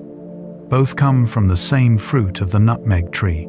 Today, nutmeg seasons everything from eggnog to pumpkin pie, from bechamel sauce to mulled wine. Its warm, slightly sweet flavor remains beloved, though few people grinding nutmeg into their recipes know it once caused wars. Watermelons are 92% water. Watermelons are more water than fruit, with water content around 92%. This makes them incredibly hydrating, especially in hot climates where they originated. Wild watermelons grew in the Kalahari Desert of Africa, where they provided precious moisture to animals and humans in an arid environment. These wild ancestors were smaller and bitter compared to modern watermelons, but their water content was their primary value. Ancient Egyptians cultivated watermelons over 4,000 years ago, placing them in tombs to nourish the deceased in the afterlife. Watermelons spread throughout Africa, then to Asia via trade routes. They reached Europe during the Middle Ages and arrived in the Americas with European colonists and African slaves. Selective breeding over centuries created the large, sweet watermelons we enjoy today. Despite being mostly water, watermelons contain nutrients. They're rich in lycopene, the antioxidant that gives them their red color, the same compound found in tomatoes. They also contain citrulline, an amino acid that may have cardiovascular benefits. The high water and fiber content makes them filling without many calories, a refreshing summer snack. Every part of the watermelon is edible. The rind can be pickled or stir-fried. The seeds are roasted and eaten as snacks in many cultures, popular in China, the Middle East, and West Africa. Some watermelons are even grown specifically for their seeds rather than their flesh. On a hot day, biting into cold, crisp watermelon is one of summer's greatest pleasures. That burst of sweet juice is mostly water, but it carries with it the taste of sun, the satisfaction of refreshment, and a connection to ancient deserts where water was life itself. Oranges were named before the color. The fruit came before the color in language. Before oranges became widely known in English-speaking countries, there was no specific word for the color we now call orange. People described orange things as yellow-red or red-yellow. The word orange entered English from the Spanish naranja, derived from the Sanskrit naranga. Oranges originated in Southeast Asia, possibly southern China or northeastern India. Arab traders brought them westward, planting orange groves throughout the Middle East and North Africa. The Moors introduced oranges to Spain, where they thrived in the Mediterranean climate. Portuguese explorers later found sweet oranges in China and brought them to Europe, where they became more popular than the bitter oranges previously known. The color was eventually named after the fruit, not vice versa. Before oranges became common, various terms were used. Red-haired people were called red-headed rather than orange-haired, a usage that persists even today. Once oranges became familiar, the color associated with them gained a specific name, and orange entered languages worldwide. Oranges became symbols of wealth and exoticism. European nobles built elaborate orangeries, special greenhouses designed to protect citrus trees through winter. These glass structures were expensive status symbols. The trees were often planted in large containers that could be moved indoors when frost threatened. Today, Florida and California orange groves produce millions of tons of oranges annually, making the fruit accessible year-round. When you peel an orange, you're unwrapping a fruit whose name changed language itself. Grapes are one of the oldest cultivated fruits. Grapes have been cultivated for at least 8,000 years, making them one of humanity's oldest agricultural crops. Archaeological evidence from the Caucasus region shows grape cultivation and winemaking dating back to 6000 BCE. Ancient Egyptians documented grape growing in hieroglyphics and tomb paintings. The Greeks and Romans spread viticulture throughout their empires, planting vineyards everywhere their influence reached. There are thousands of grape varieties, divided broadly into wine grapes and table grapes. Wine grapes tend to be smaller, sweeter, and have thicker skins with more tannins. Table grapes are larger, crisper, and have thinner skins. Some varieties are specifically grown for drying into raisins, a preservation method that concentrates the sugars and creates a shelf-stable food that sustained travelers and armies throughout history. The process of growing grapes, viticulture, is both an art and science. Grapevines are particular about their environment, requiring specific soil types, climate conditions, and sun exposure to produce quality fruit. The concept of terroir, how the local environment affects the flavor of wine, has been recognized for centuries. The same grape variety will produce different flavors when grown in different locations. Grapes contain resveratrol and other antioxidants, particularly in their skins, which have been linked to various health benefits. The Mediterranean diet, associated with longevity and health, includes grapes and wine in moderation. Whether eaten fresh, dried into raisins, pressed into juice, or fermented into wine, grapes have been part of human culture since our agricultural beginnings. They represent celebration, from toasts at weddings to New Year's traditions of eating 12 grapes at midnight. Yogurt is ancient preservation. Yogurt represents one of humanity's oldest methods of preserving milk. The exact origins are lost to time, but yogurt was likely discovered by accident when milk stored in animal skin bags was naturally fermented by bacteria. The warm climate and bacteria present in the environment created conditions for fermentation, transforming liquid milk into thick, tangy yogurt that lasted longer without spoiling. Central Asian and Middle Eastern nomadic peoples relied on yogurt for millennia. It provided protein and calcium that could be stored and transported without refrigeration.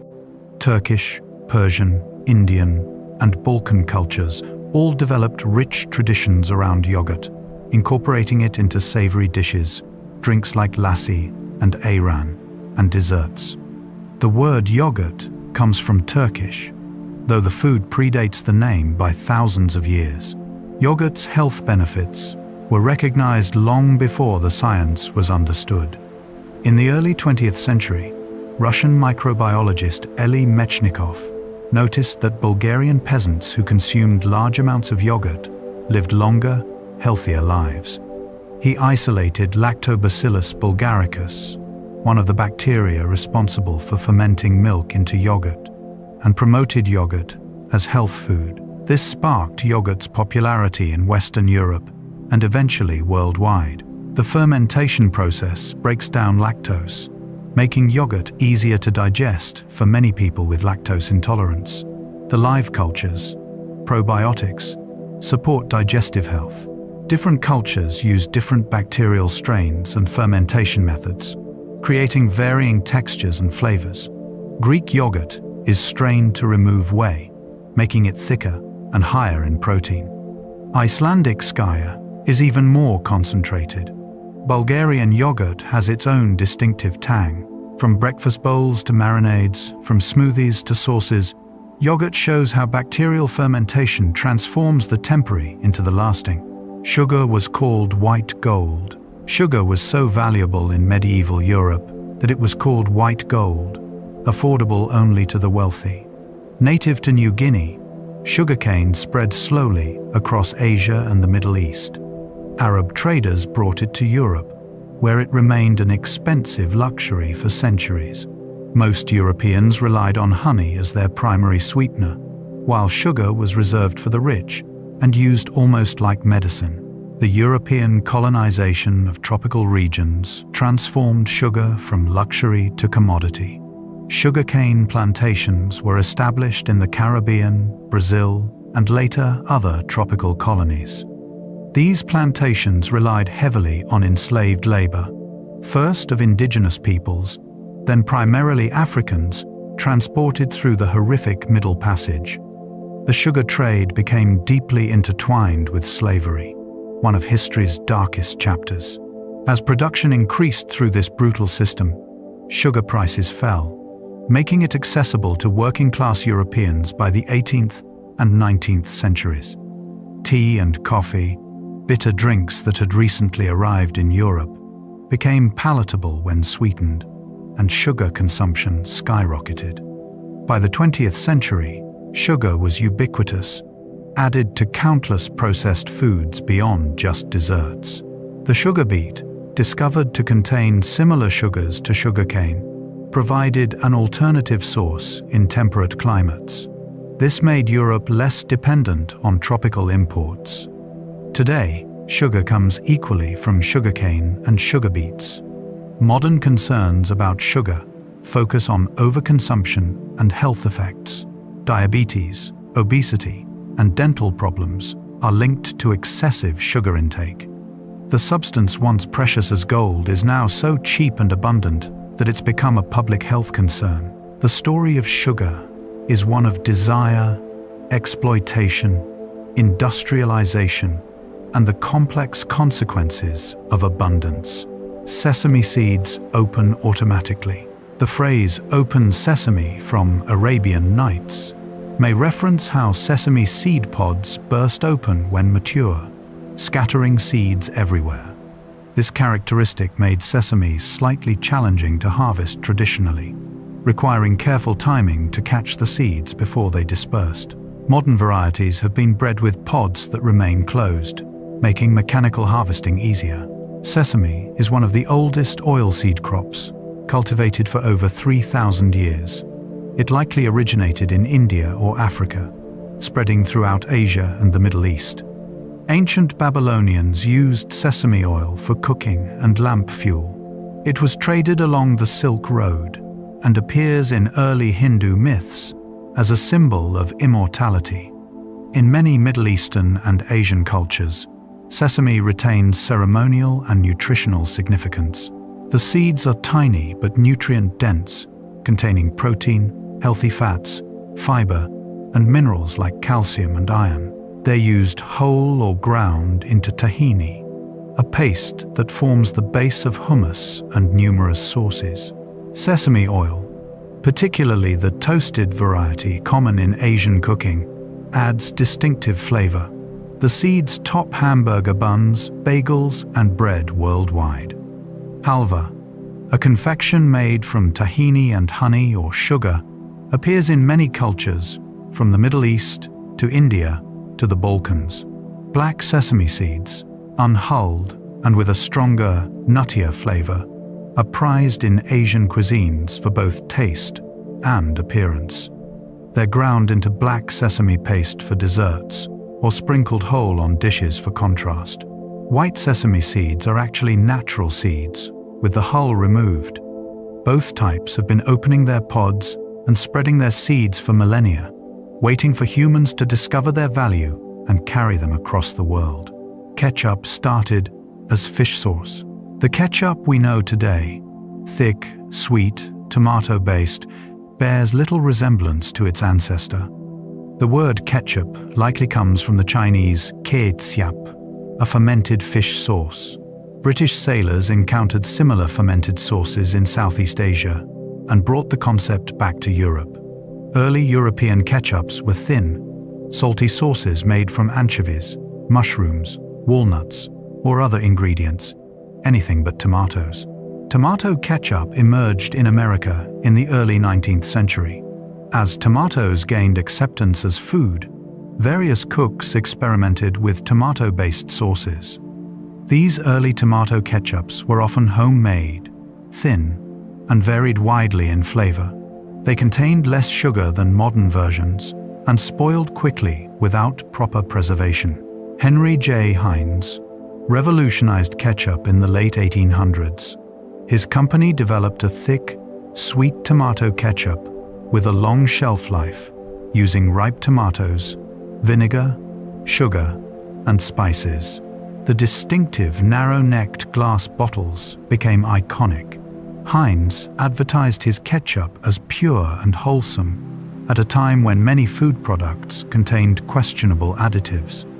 The brand became so dominant that Heinz ketchup became essentially synonymous with ketchup itself in many countries. Today, ketchup is one of the most popular condiments globally, particularly in America, where it accompanies everything from French fries to eggs. Some food purists disdain it as overly sweet and covering up other flavors. Others consider it essential. The thick consistency, bright red color, and sweet tangy flavor create a unique taste that children especially love. From fermented fish sauce to tomato sauce to global condiment empire, ketchup's transformation shows how foods evolve across cultures and centuries. Cacao trees grow pods on their trunks. Unlike most fruit trees where fruit develops on branches, cacao trees produce large pods directly on their trunks and main branches. This unusual characteristic is called cauliflory. The pods start as small flowers that emerge straight from the bark. Once pollinated, these flowers develop into football-shaped pods that can be 6 to 12 inches long, containing 20 to 60 cacao beans, surrounded by sweet white pulp. Cacao trees are native to Central and South American rainforests, growing in the understory beneath taller trees. They require shade, humidity, and warm temperatures to thrive. The Olmec, Maya, and Aztec civilizations cultivated cacao and held it sacred. The pod's unusual growth pattern may have contributed to the mystical reverence surrounding cacao. As fruits emerging from tree trunks, seemed magical. Harvesting cacao is labor-intensive. Workers use machetes to carefully cut pods from trunks without damaging the bark or flower cushions where new pods will grow. The pods are opened and beans are removed. Along with pulp, the beans undergo fermentation, usually in banana leaf-covered piles, where the pulp breaks down and beans develop flavor precursors. Then they're dried in the sun before being shipped to chocolate makers. From these humble beans comes the chocolate industry worth billions. The beans are roasted, cracked, and ground into chocolate liquor, the base of all chocolate products. Cocoa butter is extracted, cocoa powder is produced, and various ingredients are added to create different chocolates. The journey from pod on trunk to chocolate bar is complex, involving farmers, fermenters, traders, and manufacturers.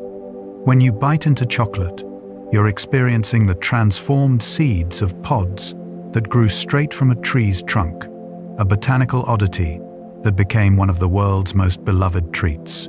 Bread leavened the world. The invention of leavened bread represents one of humanity's great culinary discoveries. For thousands of years, people ate flatbreads, dense discs cooked on hot stones. Then someone, somewhere, discovered that dough left to sit would bubble and expand.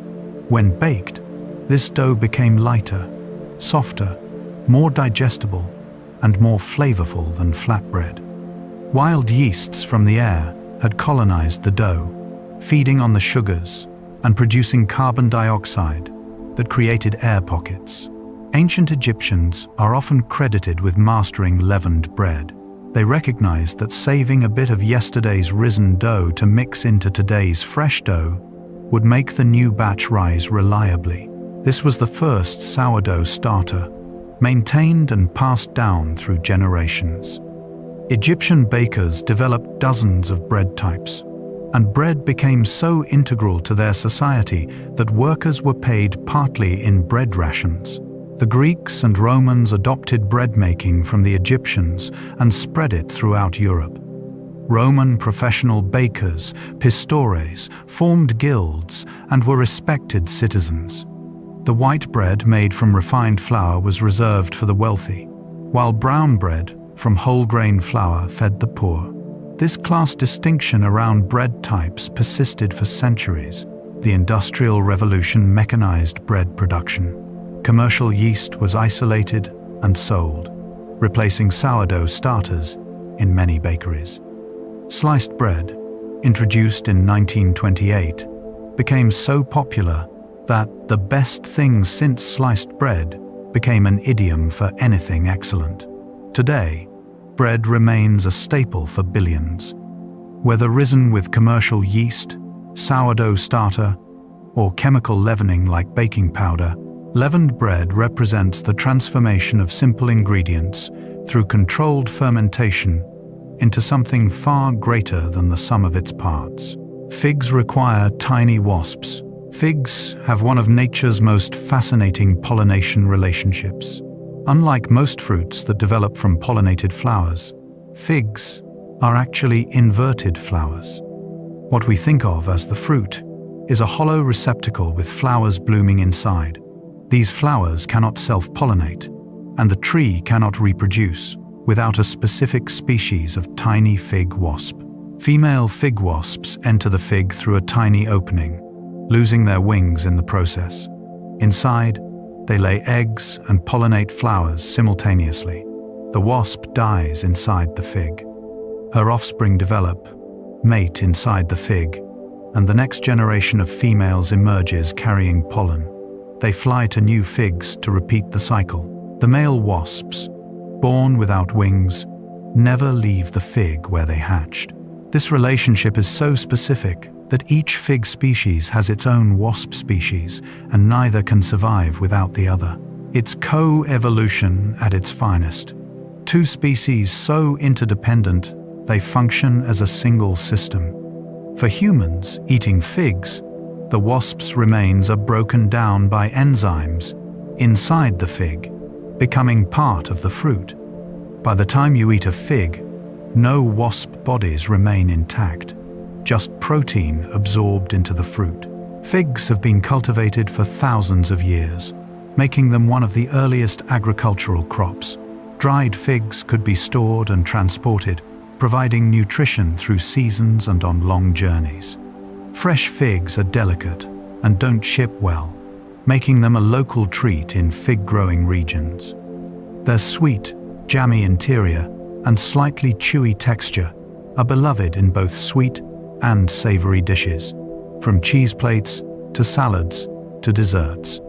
Each fig represents an intricate natural partnership millions of years in the making. Tea bags were an accident. Tea bags, now the most common way many people brew tea, were invented by accident.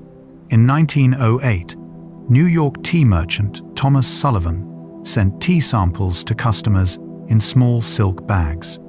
He intended for the recipients to remove the tea and brew it loose, as was customary.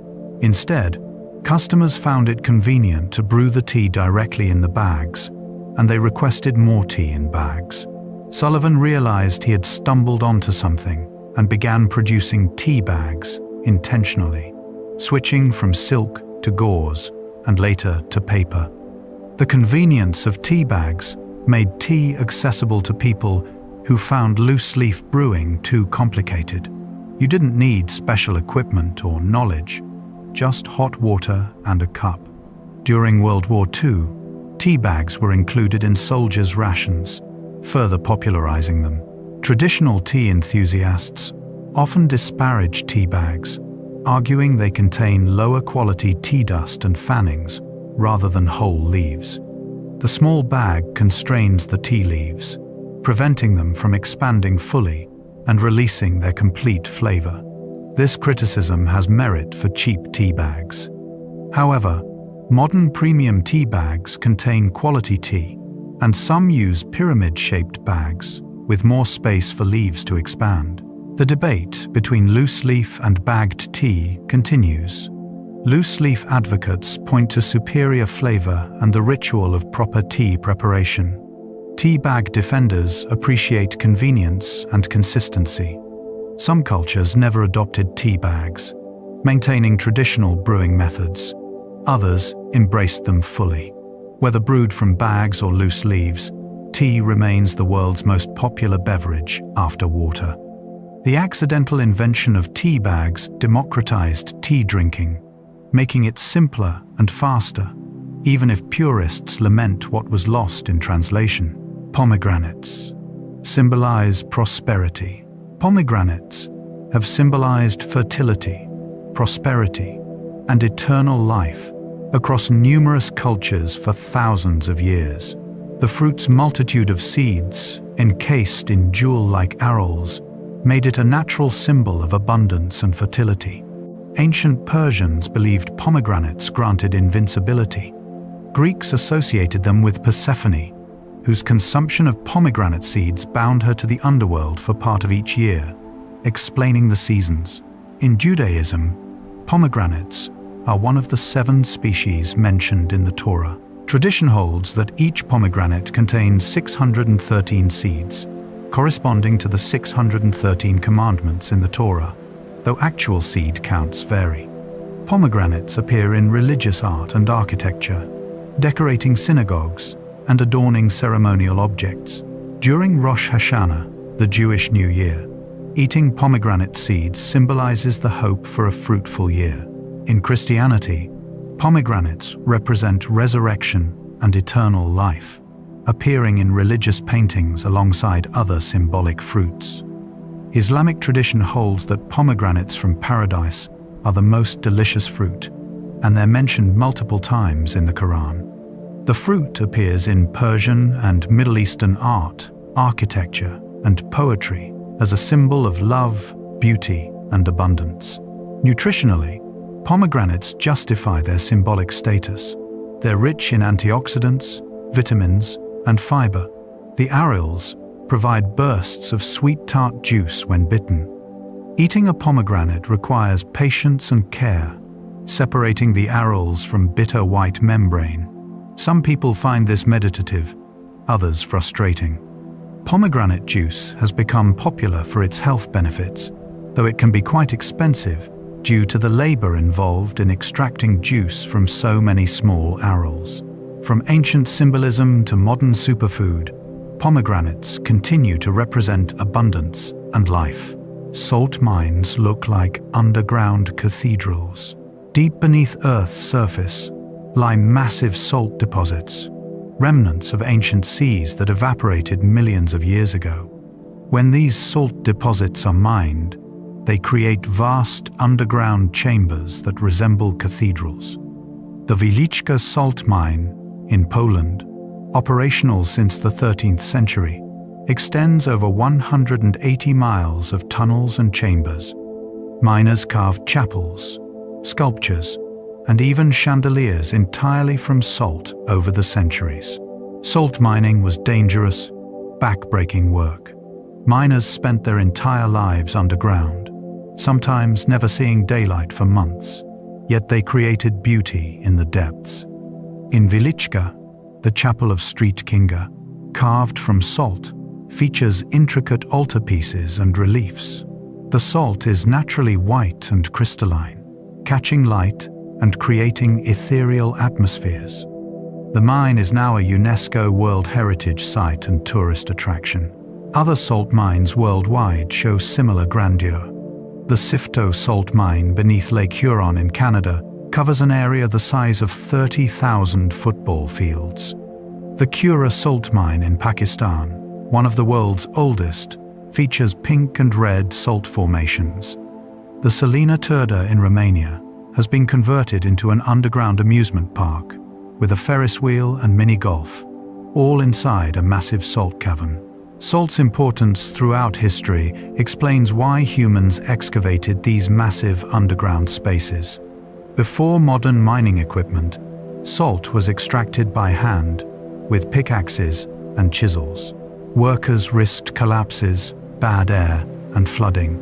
Yet the salt they mined was essential for preserving food, maintaining health, and trading for other goods.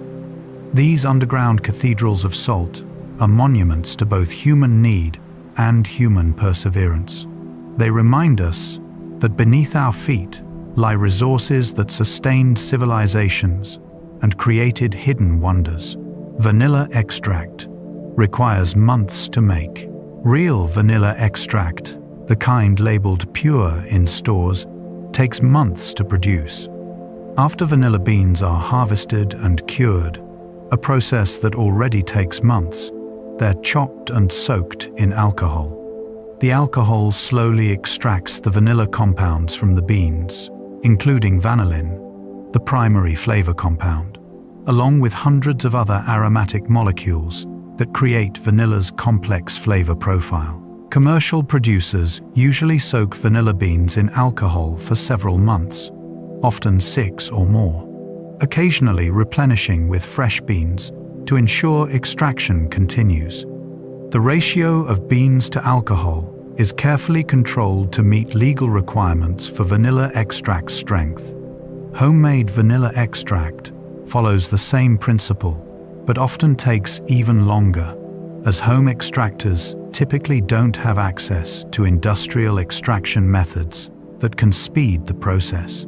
Imitation vanilla, in contrast, is made from vanillin, synthesized from wood pulp or petrochemicals.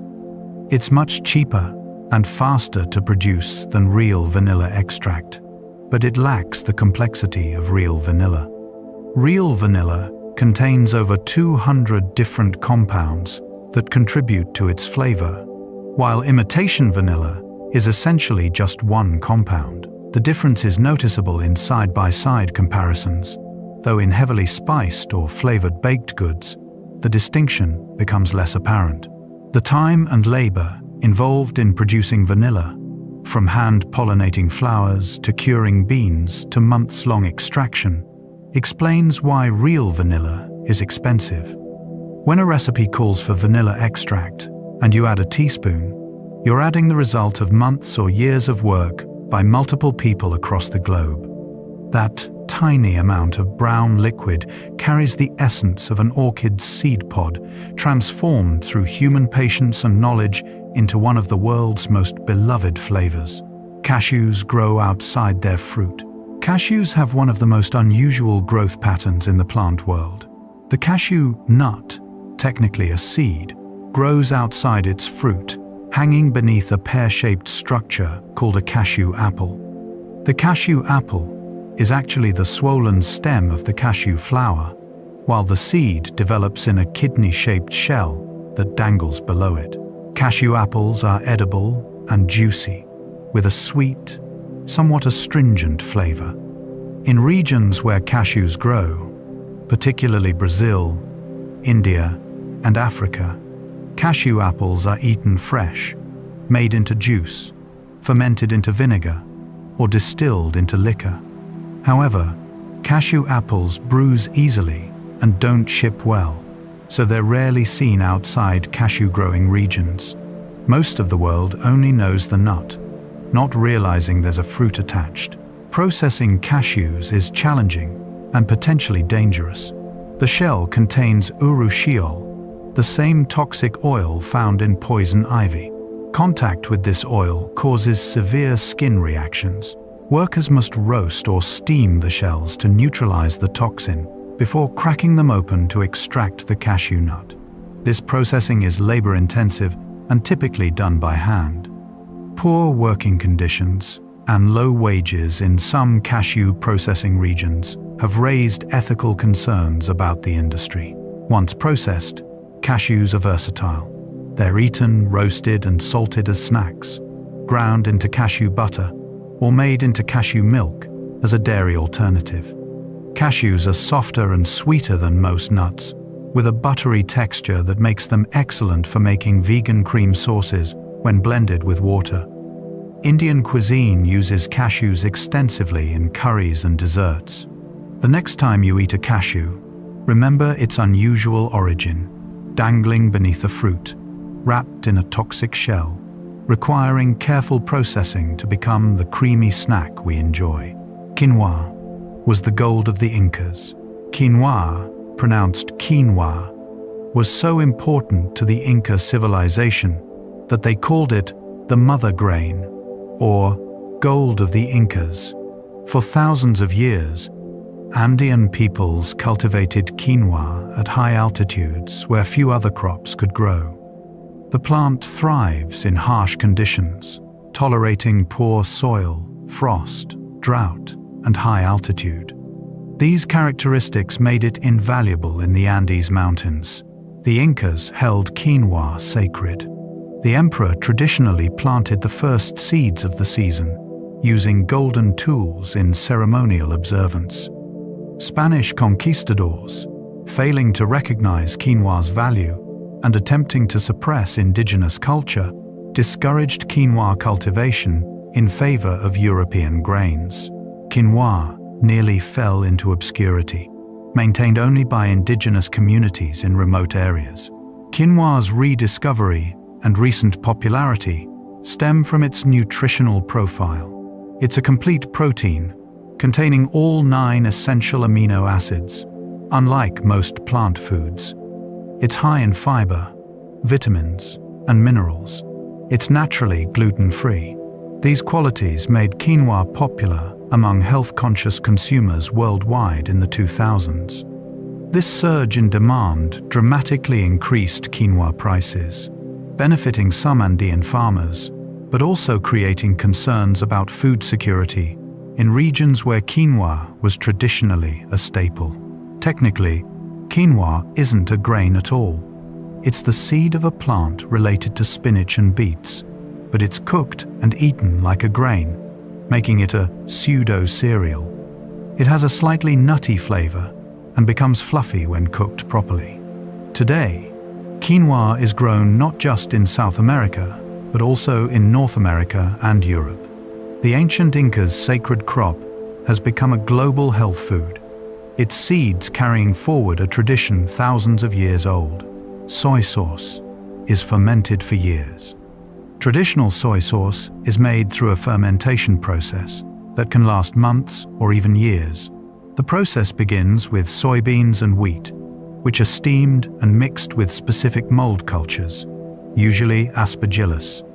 This mixture, called koji, ferments for several days.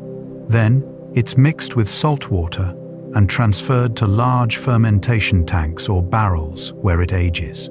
During aging, enzymes break down the proteins and starches into amino acids and sugars, creating the complex, savory flavors soy sauce is known for. Traditionally, this aging happened in large ceramic pots or wooden barrels, exposed to the elements.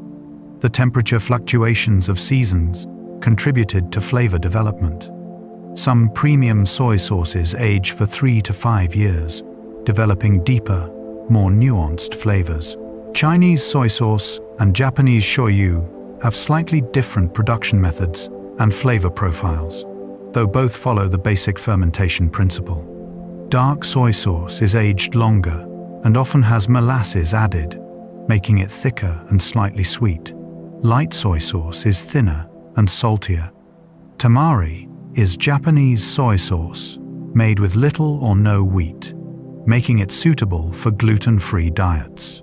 Modern industrial soy sauce is often made through chemical hydrolysis, breaking down soybeans with acid in hours rather than months. This process is faster and cheaper, but produces inferior flavor.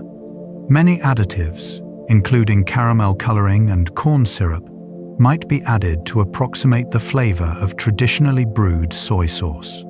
True, traditionally brewed soy sauce, labeled as such, is worth seeking out.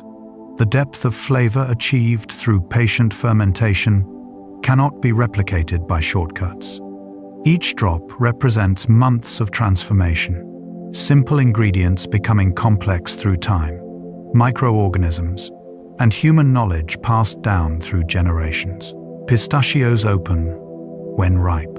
Pistachios are called the smiling nut in Persian and the happy nut in Chinese because their shells naturally split open when the nut ripens. This makes them one of the easiest nuts to harvest and eat. The split occurs as the growing kernel expands and breaks through the shell. Pistachios that don't open naturally are often discarded during processing, though sometimes they're mechanically opened. Native to the Middle East and Central Asia, pistachios have been cultivated for at least 3,000 years. They grew wild in regions that are now Iran, Iraq, and Syria. Ancient Persians and other Middle Eastern peoples valued pistachios highly. According to legend, the Queen of Sheba decreed that pistachios were exclusively royal food forbidden to commoners. They were transported along the Silk Road, spreading to the Mediterranean region. Pistachios arrived in America in the 1882, but commercial cultivation didn't begin until the 1972 in California's Central Valley. The climate there proved ideal, and California now produces most of America's pistachios. The nuts grow in clusters on small trees, looking like grapes from a distance. Harvest involves mechanical tree shakers that vibrate the branches, causing ripe nuts to fall onto catching frames. The distinctive green color of pistachio kernels comes from chlorophyll.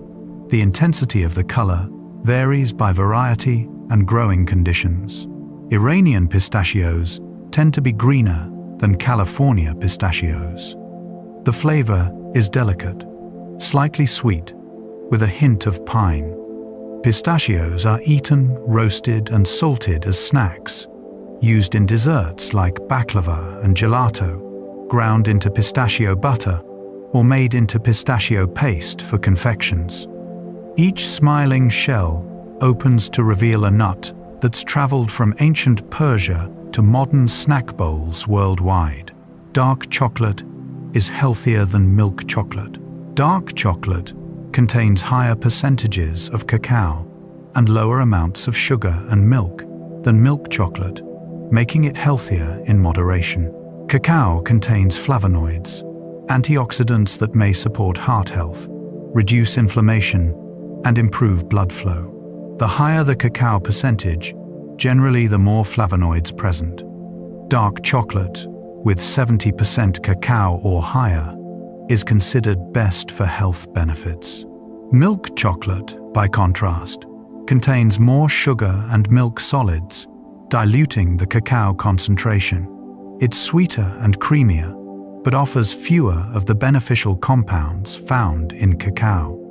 White chocolate contains no cacao solids at all, only cocoa butter, sugar, and milk, providing no chocolate-specific health benefits.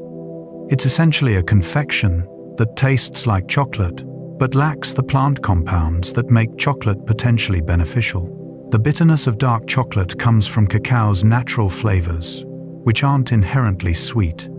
Sugar masks this bitterness in milk chocolate, making it more immediately appealing to many palates. However, dark chocolate enthusiasts learn to appreciate the complex bitter notes, detecting subtle fruit, wine, or spice flavors in high-quality dark chocolate, much like wine tasting. Artisan chocolate makers produce single-origin dark chocolates, highlighting cacao from specific regions. Venezuelan cacao tastes different from Ecuadorian or Madagascan cacao, each with unique flavor profiles, influenced by soil, climate, and processing methods. Bean-to-bar chocolate makers control every step, from sourcing cacao beans to producing finished bars, ensuring quality and often paying farmers fair prices. When you eat dark chocolate, especially high-quality varieties, you're experiencing cacao in a purer form, tasting the fruit of a tropical tree transformed through fermentation, roasting, and careful crafting. Peanuts are legumes, not nuts. Despite their name, peanuts aren't nuts at all. They're legumes related to beans, lentils, and peas. Unlike tree nuts that grow on branches, peanuts develop underground. The peanut plant flowers above ground, but after pollination, the flower stalk grows downward, pushing into the soil where the peanut pods develop. This unusual characteristic is called geocarpy. Peanuts originated in South America, likely in Bolivia or Peru, where they were cultivated over 3,500 years ago. Spanish and Portuguese explorers encountered peanuts and brought them to Africa, where they became an important crop. African slaves brought peanuts back across the Atlantic to North America during the slave trade. Initially, peanuts in America were considered food for livestock and the poor, not respected as human food. George Washington Carver transformed peanuts' status in the early 20th century. He researched and promoted over 300 uses for peanuts, from food products to industrial applications. His work helped Southern farmers transition from cotton to peanuts, restoring nitrogen to soil depleted by years of cotton cultivation. Peanuts became an important crop economically and nutritionally. Peanut butter, now an American staple, was invented in the late 1800s and popularized in the early 1900s. It provided an affordable protein source and became especially important during world wars when meat was rationed. Today, Americans consume over 1.5 billion pounds of peanut butter annually. Peanuts are also eaten roasted, boiled, or used in countless dishes worldwide, from African groundnut stew to Chinese kung pao chicken to Thai satay sauce. Though botanically a legume, peanuts provide similar nutrition to tree nuts and occupy a similar culinary niche. They're a reminder that common names don't always reflect botanical truth. Apricots traveled the Silk Road. Apricots originated in China, where they were cultivated over 4,000 years ago. They spread westward along the Silk Road, the ancient trade routes connecting China to the Mediterranean. Merchants and travelers carried apricot seeds along with silk, spices, and other valuable goods. Each region the apricot reached cultivated it, adapting varieties to local conditions. By the time of ancient Rome, Apricots had reached the Mediterranean region. The Romans called them praecocia, meaning precocious, because apricot trees bloom early in spring, often risking frost damage. This Latin name evolved into various European words for apricot. The trees thrived in Mediterranean climates, becoming important in Middle Eastern, Turkish, and Greek cuisines.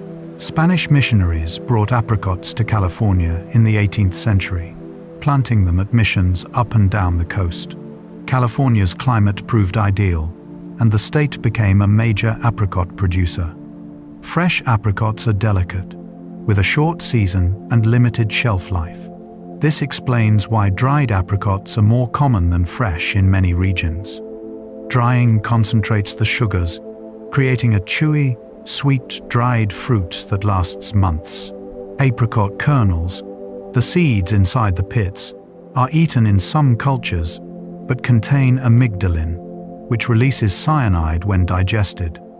In small quantities, the body can process this safely, and the kernels have been used in traditional medicine. However, consuming large quantities of apricot kernels is dangerous. The sweet fruit flesh, however, is safe and nutritious, high in vitamins A and C. When you eat an apricot, you're tasting a fruit that traveled thousands of miles over centuries, carried by traders on camels and ships, planted by missionaries and farmers until it reached your table. Herbs versus spices. A simple distinction. The difference between herbs and spices comes down to which part of the plant is used. Herbs are the leafy green parts of plants used for flavoring, like basil, parsley, cilantro, and mint. Spices come from other parts of plants. Seeds like cumin and coriander, bark like cinnamon, roots like ginger and turmeric, or flower buds like cloves. Some plants provide both herbs and spices. Cilantro leaves are an herb, while coriander seeds from the same plant are a spice. This distinction helps explain why herbs and spices are used differently. Fresh herbs are delicate, losing flavor when cooked too long. They're often added at the end of cooking or used raw as garnish. Dried herbs are more concentrated, but still relatively subtle. Spices, being denser parts of plants, withstand longer cooking and release their flavors gradually. Many spices benefit from toasting or blooming in oil to develop their full aromatic potential. Historically, spices were more valuable in trade than herbs because they came from specific tropical regions and could be dried and transported over long distances. Herbs, growing easily in temperate climates, were accessible to anyone with a garden. Medieval European monasteries cultivated herb gardens not just for cooking but for medicine. Many culinary herbs also had medicinal applications in traditional healing systems worldwide. Today, both herbs and spices are readily available, fresh and dried. The rise of farmers' markets has made fresh herbs more accessible. Home cooks grow herbs in pots on windowsills. Spice shops offer dozens of whole and ground spices from around the world. Whether you're adding fresh basil to pasta or grinding cumin seeds for curry, you're working with plants that have flavored human food for thousands of years. The distinction between herbs and spices is simple, but their combined contribution to cuisine is immeasurable. Honey flavors reflect the flowers. Every jar of honey tells the story of the flowers bees visited. Bees forage up to several miles from their hive, visiting whatever is blooming. In regions with diverse wildflowers, the resulting honey is complex, with subtle variations each season. In areas where single crops dominate, like orange groves or buckwheat fields, bees produce monofloral honey with distinctive characteristics reflecting that specific flower. Clover honey, one of the most common types, is light, mild, and sweet. Orange blossom honey carries citrus perfume. Lavender honey has floral notes. Eucalyptus honey is mentholated and strong. Buckwheat honey is dark, robust, almost molasses-like. Tupelo honey from the southern United States is prized for its light color and unique flavor. Manuka honey from New Zealand's Manuka trees has become famous for purported medicinal properties and commands premium prices. Beekeepers can influence honey flavors by placing hives near specific crops. However, bees will forage where they find the best sources, so complete control is impossible. The time of year affects flavor too. Spring honey tends to be lighter and more delicate, as bees gather from early blooming flowers. Late summer honey is typically darker and more robust, reflecting the season's different nectar sources. Honey's color ranges from almost clear to nearly black, with flavor intensity generally correlating with color darkness. Light honeys are subtle, dark honeys are bold. All honey contains the essence of its source flowers, concentrated by bees into golden sweetness. When you taste honey, you're tasting a specific time and place, a particular landscape's flowers interpreted through the work of thousands of bees. Each type of honey is unique, irreplaceable, a flavor that can only come from that combination of flowers, bees, and geography. Rhubarb leaves are poisonous. Rhubarb, with its tart pink stalks perfect for pies and jams, hides a secret. Its leaves are toxic, containing high levels of oxalic acid and other compounds that can cause serious illness or death if consumed in large quantities. This creates an unusual situation where part of the plant is edible and delicious, while another part is poisonous. Only the stalks are eaten, and they're so sour they require substantial sugar to become palatable. Rhubarb isn't actually a fruit, it's a vegetable, but it's almost always prepared as if it were fruit, cooked with sugar into desserts.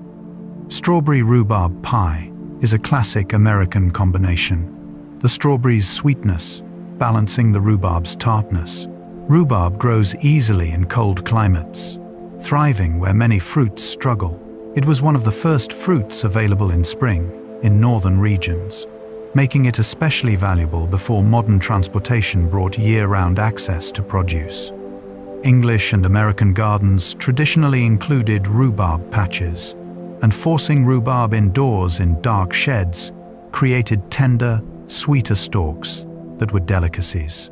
The plant originated in Asia, where its roots were used medicinally long before anyone ate the stalks. Chinese medicine used rhubarb root as a purgative for thousands of years. Only in the 18th century did Europeans begin eating the stalks, once sugar became affordable enough to make them palatable. Today, rhubarb's distinctive tartness is appreciated in pies, jams, compotes, and even savory dishes, where its acidity complements rich meats.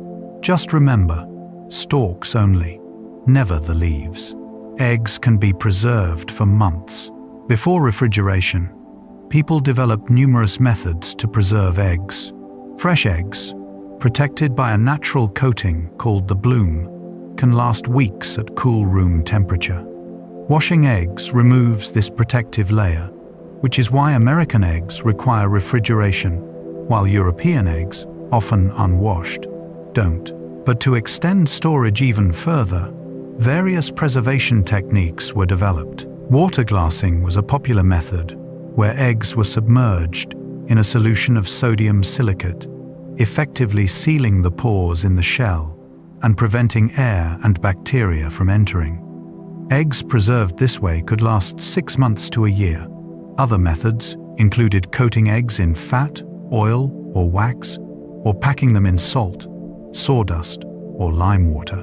Each method aimed to seal the shell and prevent spoilage. In China, century eggs are created through a preservation process using alkaline, clay, ash, salt, and quicklime. The eggs cure for weeks or months, transforming the yolk into a dark green or gray creamy substance, and the white into a dark, translucent amber jelly. Despite the name, they don't take a century to make, just several weeks. The resulting eggs have a pungent smell and complex, acquired taste flavor.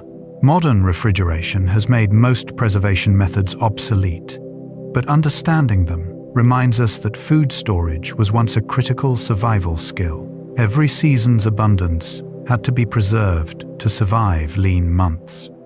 Today, we open refrigerators expecting fresh eggs year-round, barely thinking about the effort that once went into ensuring eggs lasted beyond the chicken's peak laying season. Those preserved eggs represented security, the difference between having protein through winter or going without. Coffee beans are seeds.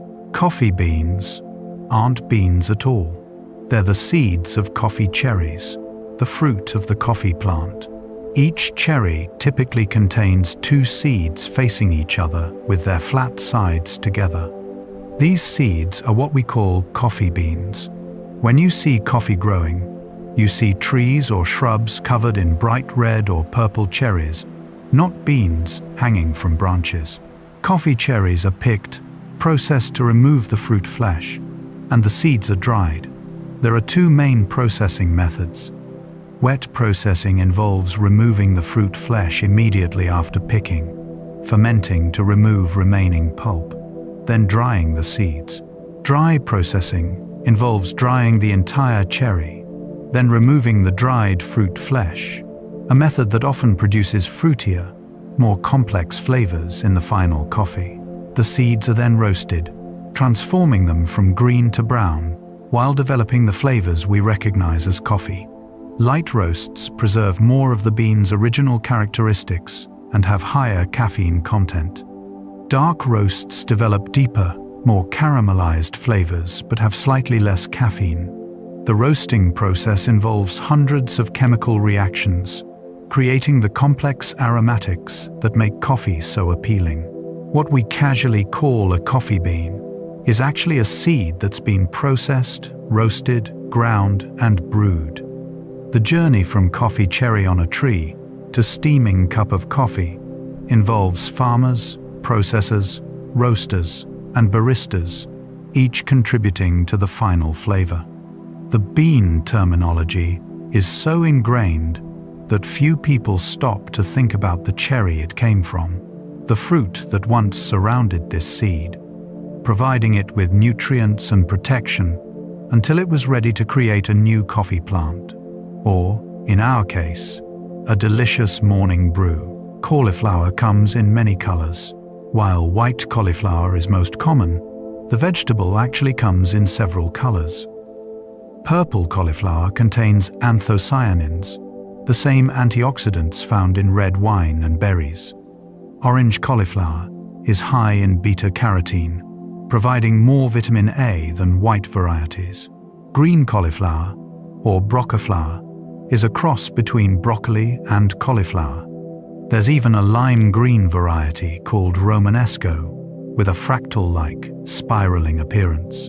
All cauliflower is the same species as broccoli, Brussels sprouts, cabbage, kale, and kohlrabi, all descendants of wild cabbage selectively bred for different characteristics. Cauliflower was bred for its immature flower buds, which form the dense white head we eat. Left unharvested, cauliflower would eventually flower and go to seed, like any cabbage relative. White cauliflower requires special growing techniques. The large outer leaves must be tied over the developing head to shield it from sunlight, a process called blanching. Without this protection, cauliflower develops a greenish, less appealing appearance and stronger flavor.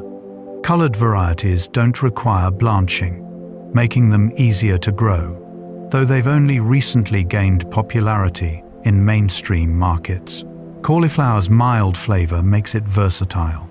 It can be roasted, steamed, mashed, riced, or eaten raw. It's become popular as a low-carb substitute for rice and pizza crust. Indians make cauliflower curries. Italians pickle it for giardiniera. Americans turned cauliflower into buffalo wings. Its neutral taste absorbs whatever seasonings you use, making it a culinary chameleon. whether white, purple, orange, or green. Cauliflower represents the incredible diversity possible through selective breeding from a single wild ancestor. Maple syrup is only from certain trees. Not all maple trees produce sap suitable for making syrup. Sugar maples produce the highest sugar concentration in their sap, making them the preferred species. Black maples are also excellent. Red maples and silver maples can be tapped, but produce less sweet sap, requiring even more boiling to create syrup. The sugar content in maple sap typically ranges from 1% to 4%, with sugar maples at the higher end. The trees must be mature before tapping, usually at least 30 years old and about 12 inches in diameter. A small tap hole is drilled into the tree, and a spout is inserted. Sap drips from the spout into a bucket, or, in modern operations, flows through plastic tubing to collection tanks. Each tap hole produces about 10 gallons of sap per season, and larger trees can support multiple taps without harm. The sap only flows during sugaring season, a narrow window in late winter and early spring when temperatures rise above freezing during the day but drop below freezing at night. These temperature fluctuations create pressure changes in the tree that push sap out of tap holes. If the weather stays too warm or too cold, flow stops. The season might last only a few weeks, and timing varies by location and weather patterns each year. Indigenous peoples of northeastern North America discovered maple sugaring long before European contact. They made V-shaped slashes in tree bark, inserted reeds to channel sap into birch bark containers, then boiled it by dropping hot rocks into the liquid. European settlers adopted and refined these techniques. Today, maple syrup production combines tradition with modern technology. Reverse osmosis systems remove water before boiling, and vacuum pumps increase sap flow. But the fundamental process remains: collecting sweet sap and boiling it down to concentrate nature's gift into golden syrup. Eggplants were named for appearance. Eggplants earned their English name from white varieties that looked like eggs hanging from the plant. These white eggplants, smaller and egg-shaped, were more common in Europe when the vegetable first arrived from Asia. The large purple eggplants, now popular in America and Europe, came later, but the name stuck even though they don't resemble eggs at all. In many countries, eggplant is called aubergine, from the Arabic al-badinyan. The vegetable originated in India, where it was cultivated for thousands of years, before spreading to China, and then throughout Asia. Arab traders brought it to the Mediterranean region, where it became integral to cuisines from Italy to Turkey to Morocco. Different regions developed varieties suited to their climates and preferences. Asian eggplants tend to be long and slender, with thinner skin and fewer seeds than globe eggplants. They're less bitter and cook faster. Japanese and Chinese cuisines use these varieties extensively in stir-fries and braises. Italian eggplants are round or oval, perfect for slicing into rounds for eggplant parmesan. Middle Eastern varieties are similar, used for baba ganoush and moussaka. Eggplant flesh oxidizes quickly when cut, turning brown like apples. The spongy texture absorbs oil readily, making it challenging to cook without it becoming greasy. Salting sliced eggplant before cooking draws out moisture and reduces oil absorption. When properly prepared, eggplant becomes creamy and mild, taking on flavors of whatever seasonings are used. From smoky baba ganoush to crispy eggplant chips to hearty eggplant parmesan, this versatile vegetable has traveled from India to tables worldwide, carrying its egg-inspired name as a reminder of varieties most of us have never seen. Yeast are single-celled fungi. The yeast that makes bread, rise, and ferments beer and wine isn't a chemical, it's alive. Yeasts are single-celled fungi invisible to the naked eye but present almost everywhere. Wild yeasts float through the air, live on fruit skins, and inhabit the surfaces of plants. Ancient peoples didn't understand what caused dough to rise or grape juice to become wine, but they learned to harness these invisible workers. In bread making, yeast consumes sugars in the flour and produces carbon dioxide gas and alcohol as byproducts. The gas creates bubbles in the dough, causing it to rise and become light and fluffy. The alcohol evaporates during baking. In beer and winemaking, yeast consumes sugars from grains or grapes, and the alcohol remains in the beverage, while carbon dioxide either escapes or, in some beers and sparkling wines, is trapped to create carbonation. Different yeast strains produce different flavors. Baker's yeast, usually Saccharomyces cerevisiae, is selected for reliable rising and neutral flavor. Brewer's yeast strains are chosen for specific flavor profiles they create in beer. Wine yeasts vary by region and style, each contributing different characteristics. Wild yeasts create unique, often unpredictable results, prized by some bakers and brewers but avoided by others preferring consistency. Active dry yeast and instant yeast sold in stores are domesticated strains, carefully cultivated and dried for long shelf life and reliable performance. Fresh yeast, sold in blocks, is more perishable, but some bakers prefer it. Sourdough starters contain diverse communities of wild yeasts and bacteria working together. Each method of using yeast, whether commercial or wild, harnesses these microscopic fungi to transform simple ingredients into risen bread, fermented beverages, and countless other foods. There are invisible partners in the kitchen, working quietly to create everyday miracles.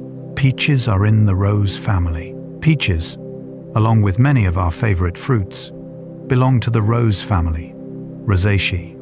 This family includes apples, pears, cherries, plums, apricots, almonds, strawberries, and raspberries. These seemingly different fruits share common ancestry, which becomes apparent when you notice similarities in their flowers.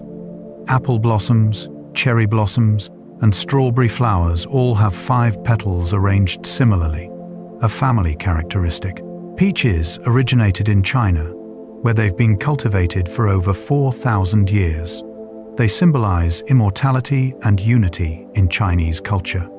The fruit spread along the Silk Road to Persia, modern-day Iran, where it was adopted so enthusiastically that Europeans later believed peaches originated there. The botanical name Prunus persica reflects this misconception. Spanish explorers brought peaches to the Americas, where Native Americans embraced them. Peach trees spread throughout the American South, becoming an integral part of Southern cuisine and culture. Georgia is called the Peach State, though California now produces more peaches. The fruit thrives in temperate climates, with cold winters for dormancy and warm summers for ripening. Fresh peaches are delicate, with a short window of perfect ripeness. Too early, they're hard and bland. Too late, they're mushy and mealy. This narrow window explains why peaches from your local farm or backyard tree taste so much better than shipped supermarket peaches picked underripe. The fuzzy skin, which some people find annoying, protects the fruit and is completely edible. Nectarines are simply peaches with a genetic mutation that produces smooth skin. Whether white-fleshed or yellow-fleshed, freestone or clingstone, peaches are summer's gift, a reminder that we share our favorite fruits with roses, a botanical family that gives us beauty and deliciousness in equal measure. Asparagus makes urine smell funny. Asparagus contains asparagusic acid, a compound that breaks down during digestion into sulfur-containing chemicals. These chemicals are volatile, meaning they evaporate easily, and they're excreted in urine, within 15 to 30 minutes of eating asparagus. The result is a distinctive smell that's been described as sulfurous or cabbage-like. Interestingly, not everyone can smell it. Genetic variations affect whether people produce the odorous compounds and whether they can detect the smell, creating 4 groups: producers who can smell it, producers who can't, non-producers who can smell it in others, and those who neither produce it nor smell it. Asparagus has been cultivated for over 2,000 years, prized by ancient Greeks and Romans as a delicacy. It was one of the first vegetables to be cultivated, and the tender young shoots, harvested in early spring, commanded high prices. White asparagus, popular in Europe, is simply green asparagus, grown under soil or tarps to prevent photosynthesis, keeping it pale and mild. Green asparagus has a stronger flavor and more nutrients from sun exposure.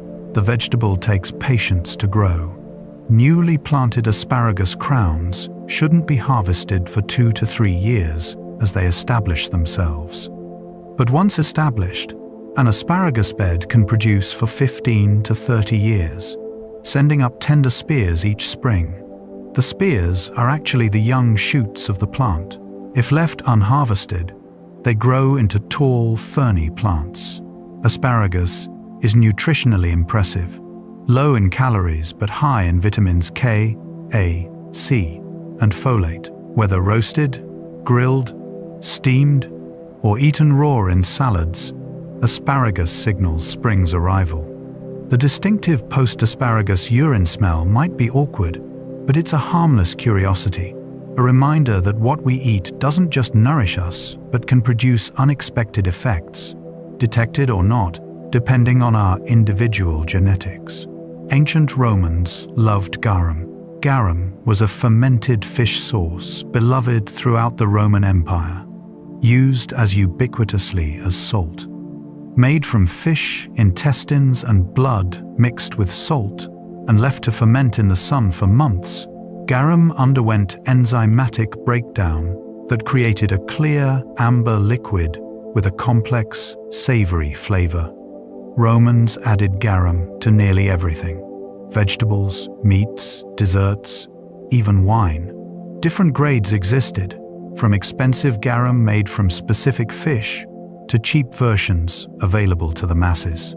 The production centers were located in coastal areas, particularly Spain and North Africa, where the smell of fermenting fish wouldn't disturb cities. Workers layered fish parts with salt in large vats, then left them in the sun. Over weeks and months, enzymes from the fish guts broke down proteins into amino acids, creating glutamates, the compounds responsible for umami flavor. The liquid was then strained, bottled, and shipped throughout the empire. Modern palates familiar with Asian fish sauces can understand garum.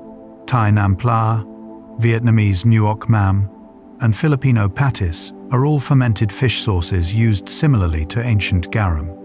They provide savory depth and salt to dishes. The techniques and products are remarkably similar across time and geography, showing how different cultures independently discovered that fermented fish creates an indispensable flavoring. Garum disappeared from European cuisine after Rome's fall, though it persisted in modified forms in parts of the Mediterranean. The rediscovery of ancient Roman recipes mentioning garum puzzled historians until they made the connection to Asian fish sauces. Some modern chefs have experimented with recreating authentic garum using historical recipes. The results are described as deeply savory, salty, and rich with umami, a taste profile Romans found irresistible. What seems exotic to modern Americans was everyday flavor to ancient Romans, proving that taste preferences are deeply cultural and changeable across time. Popcorn is an ancient snack. Popcorn isn't a modern invention. Archaeological evidence shows that Native Americans were eating popcorn at least 5,600 years ago. Popcorn kernels have been found in caves in New Mexico, and early Spanish explorers documented Native Americans making popcorn. The indigenous peoples of the Americas popped corn in several ways: throwing ears of corn directly onto fires, heating sand in pottery, and mixing kernels in the hot sand, or placing kernels on hot stones. Popcorn is a specific variety of corn with hard shells and starchy centers. When heated, moisture inside the kernel turns to steam. The pressure builds until the hull ruptures, and the starch explodes outward, creating the white, fluffy structure we eat. Not all corn pops. Sweet corn, the kind we eat on the cob, doesn't pop properly. Only varieties specifically cultivated for their popping ability work. Native Americans introduced popcorn to colonists, and it became a popular snack in America by the 19th century. Street vendors sold popcorn at fairs, parks, and circuses. The invention of the mobile popcorn cart made it even more accessible. When movies became popular in the early 20th century, popcorn and cinema became inseparably linked. Theater owners initially resisted, considering popcorn too messy. But during the Great Depression, popcorn was cheap, and theaters found it profitable. The association stuck. Today, Americans consume billions of quarts of popcorn annually. It's one of the healthiest snacks when air-popped, being a whole grain with fiber and antioxidants. Unfortunately, movie theater popcorn drowning in butter and salt isn't quite as healthy. Microwave popcorn made the snack even more convenient, though some varieties contain concerning additives. Whether plain, buttered, caramel-coated, or flavored with cheese, popcorn is an ancient food that found its perfect modern venue in darkened movie theaters, where the crunch becomes part of the cinematic experience.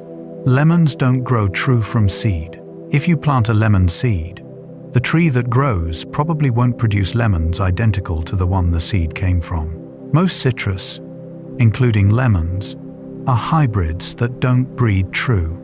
The seeds might produce fruit with different characteristics, perhaps more sour, differently shaped, or even a different type of citrus altogether. This genetic variability is why commercial citrus is propagated through grafting rather than seeds. Grafting involves taking a cutting from a tree with desirable characteristics and attaching it to the rootstock of another tree, usually a hardier variety with good root systems. The grafted cutting grows into a new tree that produces fruit identical to the parent tree. This technique, used for thousands of years, allows farmers to maintain specific varieties and ensure consistency. The unpredictability of citrus breeding led to many citrus varieties being discovered accidentally. A branch on one tree might mutate, producing different fruit. Farmers who noticed these sports would propagate them through grafting, creating new varieties. The navel orange originated from a single mutated branch on a tree in Brazil. That mutation was grafted and spread worldwide, and all navel oranges today descend from that one branch. Cross-pollination between different citrus species creates new hybrids. Tangelos are tangerine grapefruit crosses. Maya lemons are lemon-orange hybrids. Many citrus fruits we consider distinct species are actually hybrids of pomelos, citrons, and mandarins, the three original citrus species. Humans have been mixing and matching citrus for so long that untangling the family tree is challenging. When life gives you lemons, remember they're the product of human cultivation and natural mutation, carefully maintained through grafting, because nature alone wouldn't reliably reproduce them. Brussels sprouts are a modern vegetable. Brussels sprouts, those little cabbage-like vegetables people love or hate, are surprisingly modern. While they're descended from wild cabbage like other brassicas, the specific variety we know as Brussels sprouts was developed in Belgium near Brussels, hence the name, sometime in the 16th or 17th century. Before that, they didn't exist as a distinct vegetable. For decades, Brussels sprouts had a terrible reputation, considered bitter and sulfurous, especially when overcooked. Boiling Brussels sprouts, until mushy, a common preparation in mid-20th century America and Britain, breaks down compounds that release sulfur, creating an unpleasant smell and taste. Generations grew up hating Brussels sprouts based on this preparation. But cooking methods matter enormously with this vegetable. In the 1990 seconds, Dutch scientists bred a new variety of Brussels sprouts with lower levels of sinigrin, the compound responsible for bitterness. This breeding, combined with better cooking techniques like roasting or sautéing, transformed Brussels sprouts' reputation. Roasted Brussels sprouts, especially when caramelized with crispy edges, are entirely different from boiled ones. They're sweet, nutty, and addictive. The vegetable experienced a renaissance, appearing on restaurant menus as a trendy side dish. Brussels sprouts are grown on tall stalks, with the sprouts emerging from the stem in a spiral pattern. At harvest, the entire stalk might be cut, or individual sprouts are snapped off. They grow best in cool weather and actually taste sweeter after a frost, as the plant converts some starches to sugars in cold temperatures. Whether you love or hate Brussels sprouts might depend on which version you've tried. The new varieties, properly prepared, would be unrecognizable to people who grew up with bitter, overcooked sprouts. It's a reminder that vegetables are constantly evolving through breeding, and that cooking technique matters as much as ingredient quality. Salt used to be taxed heavily. Throughout history, governments taxed salt heavily because it was essential and the demand was inelastic. People needed it regardless of price. The gabelle, France's salt tax, was one of the most hated taxes in French history, contributing to unrest that led to the French Revolution. The tax varied by region, creating smuggling opportunities. Salt smugglers could face severe punishment, including death, yet people risked it because legal salt was prohibitively expensive. In British India, the salt tax was particularly oppressive. The British held a monopoly on salt production and sales, taxing it heavily. This affected everyone, especially the poor who couldn't afford the taxed salt. In 1930, Mahatma Gandhi led the Salt March, walking 240 miles to the sea to make salt in defiance of British law. This act of civil disobedience became a pivotal moment in India's independence movement, showing how a simple act regarding an essential resource could carry profound political significance. In China, salt monopolies existed for over 2,000 years, with salt taxes providing substantial government revenue. Other nations had similar systems. The universal human need for salt made it an easy target for taxation. Today, in most developed countries, salt isn't taxed specially, being too cheap and available to make taxation practical. But the history of salt taxation shows how governments have exploited essential resources and how such exploitation can spark resistance and even revolution. The next time you reach for salt without a second thought, remember it was once precious enough to fight wars over, and expensive enough that governments taxed it mercilessly. The freedom to salt your food freely is more modern than we might think.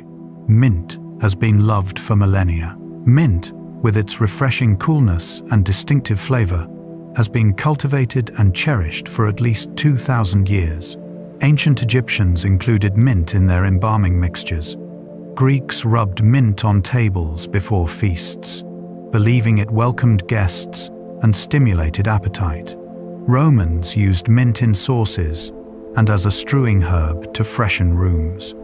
The cooling sensation isn't just perception. Menthol in mint activates cold, sensitive receptors in the mouth, making it feel cooler. There are dozens of mint species and hundreds of varieties, each with slight flavor variations. Peppermint is bold and intense, perfect for teas and candies. Spearmint is milder and sweeter, commonly used in cooking. Chocolate mint smells like its name suggests. Apple mint, pineapple mint, and orange mint have subtle fruit notes.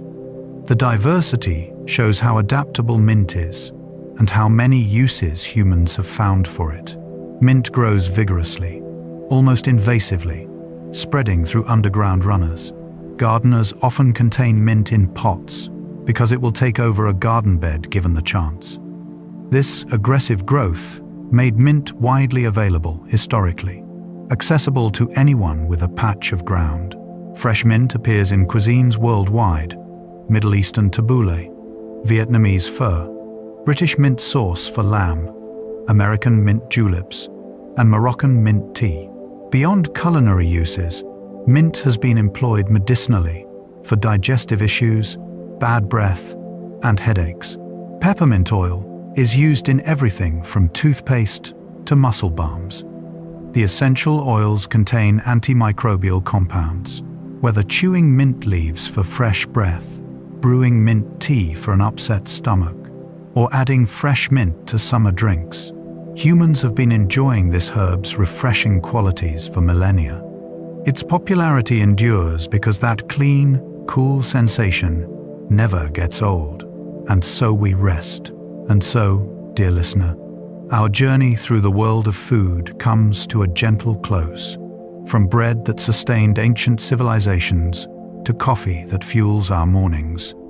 From spices that launched ships across oceans to humble vegetables growing in gardens. We have wandered together through fields of grain, groves of olives, and orchards heavy with fruit. We have tasted salt that shaped empires, honey that never spoils, and chocolate that was once more valuable than gold. Food connects us to every human who came before. When you bite into an apple, you share that experience with people from Kazakhstan 4,000 years ago.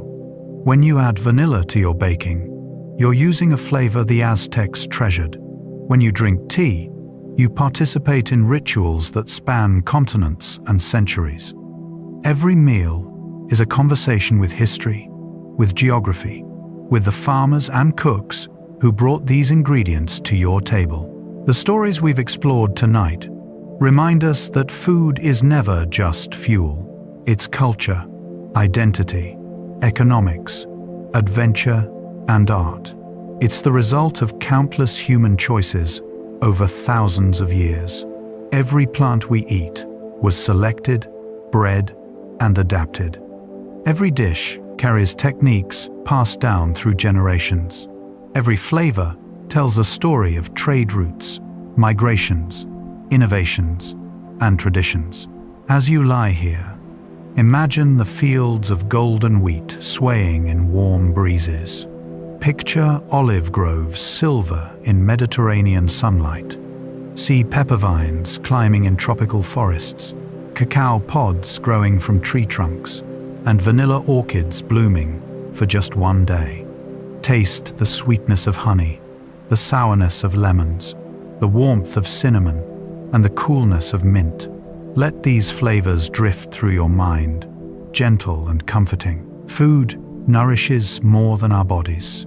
It feeds our connections to each other, to the earth, to our ancestors and traditions. Every meal is a gift from the sun, from the soil, from the hands that planted, tended, harvested, and prepared. When we eat, we participate in cycles as old as agriculture itself, rhythms that have sustained humanity since we first pressed seeds into the earth. The next time you sit down to eat, perhaps you'll remember some of these stories.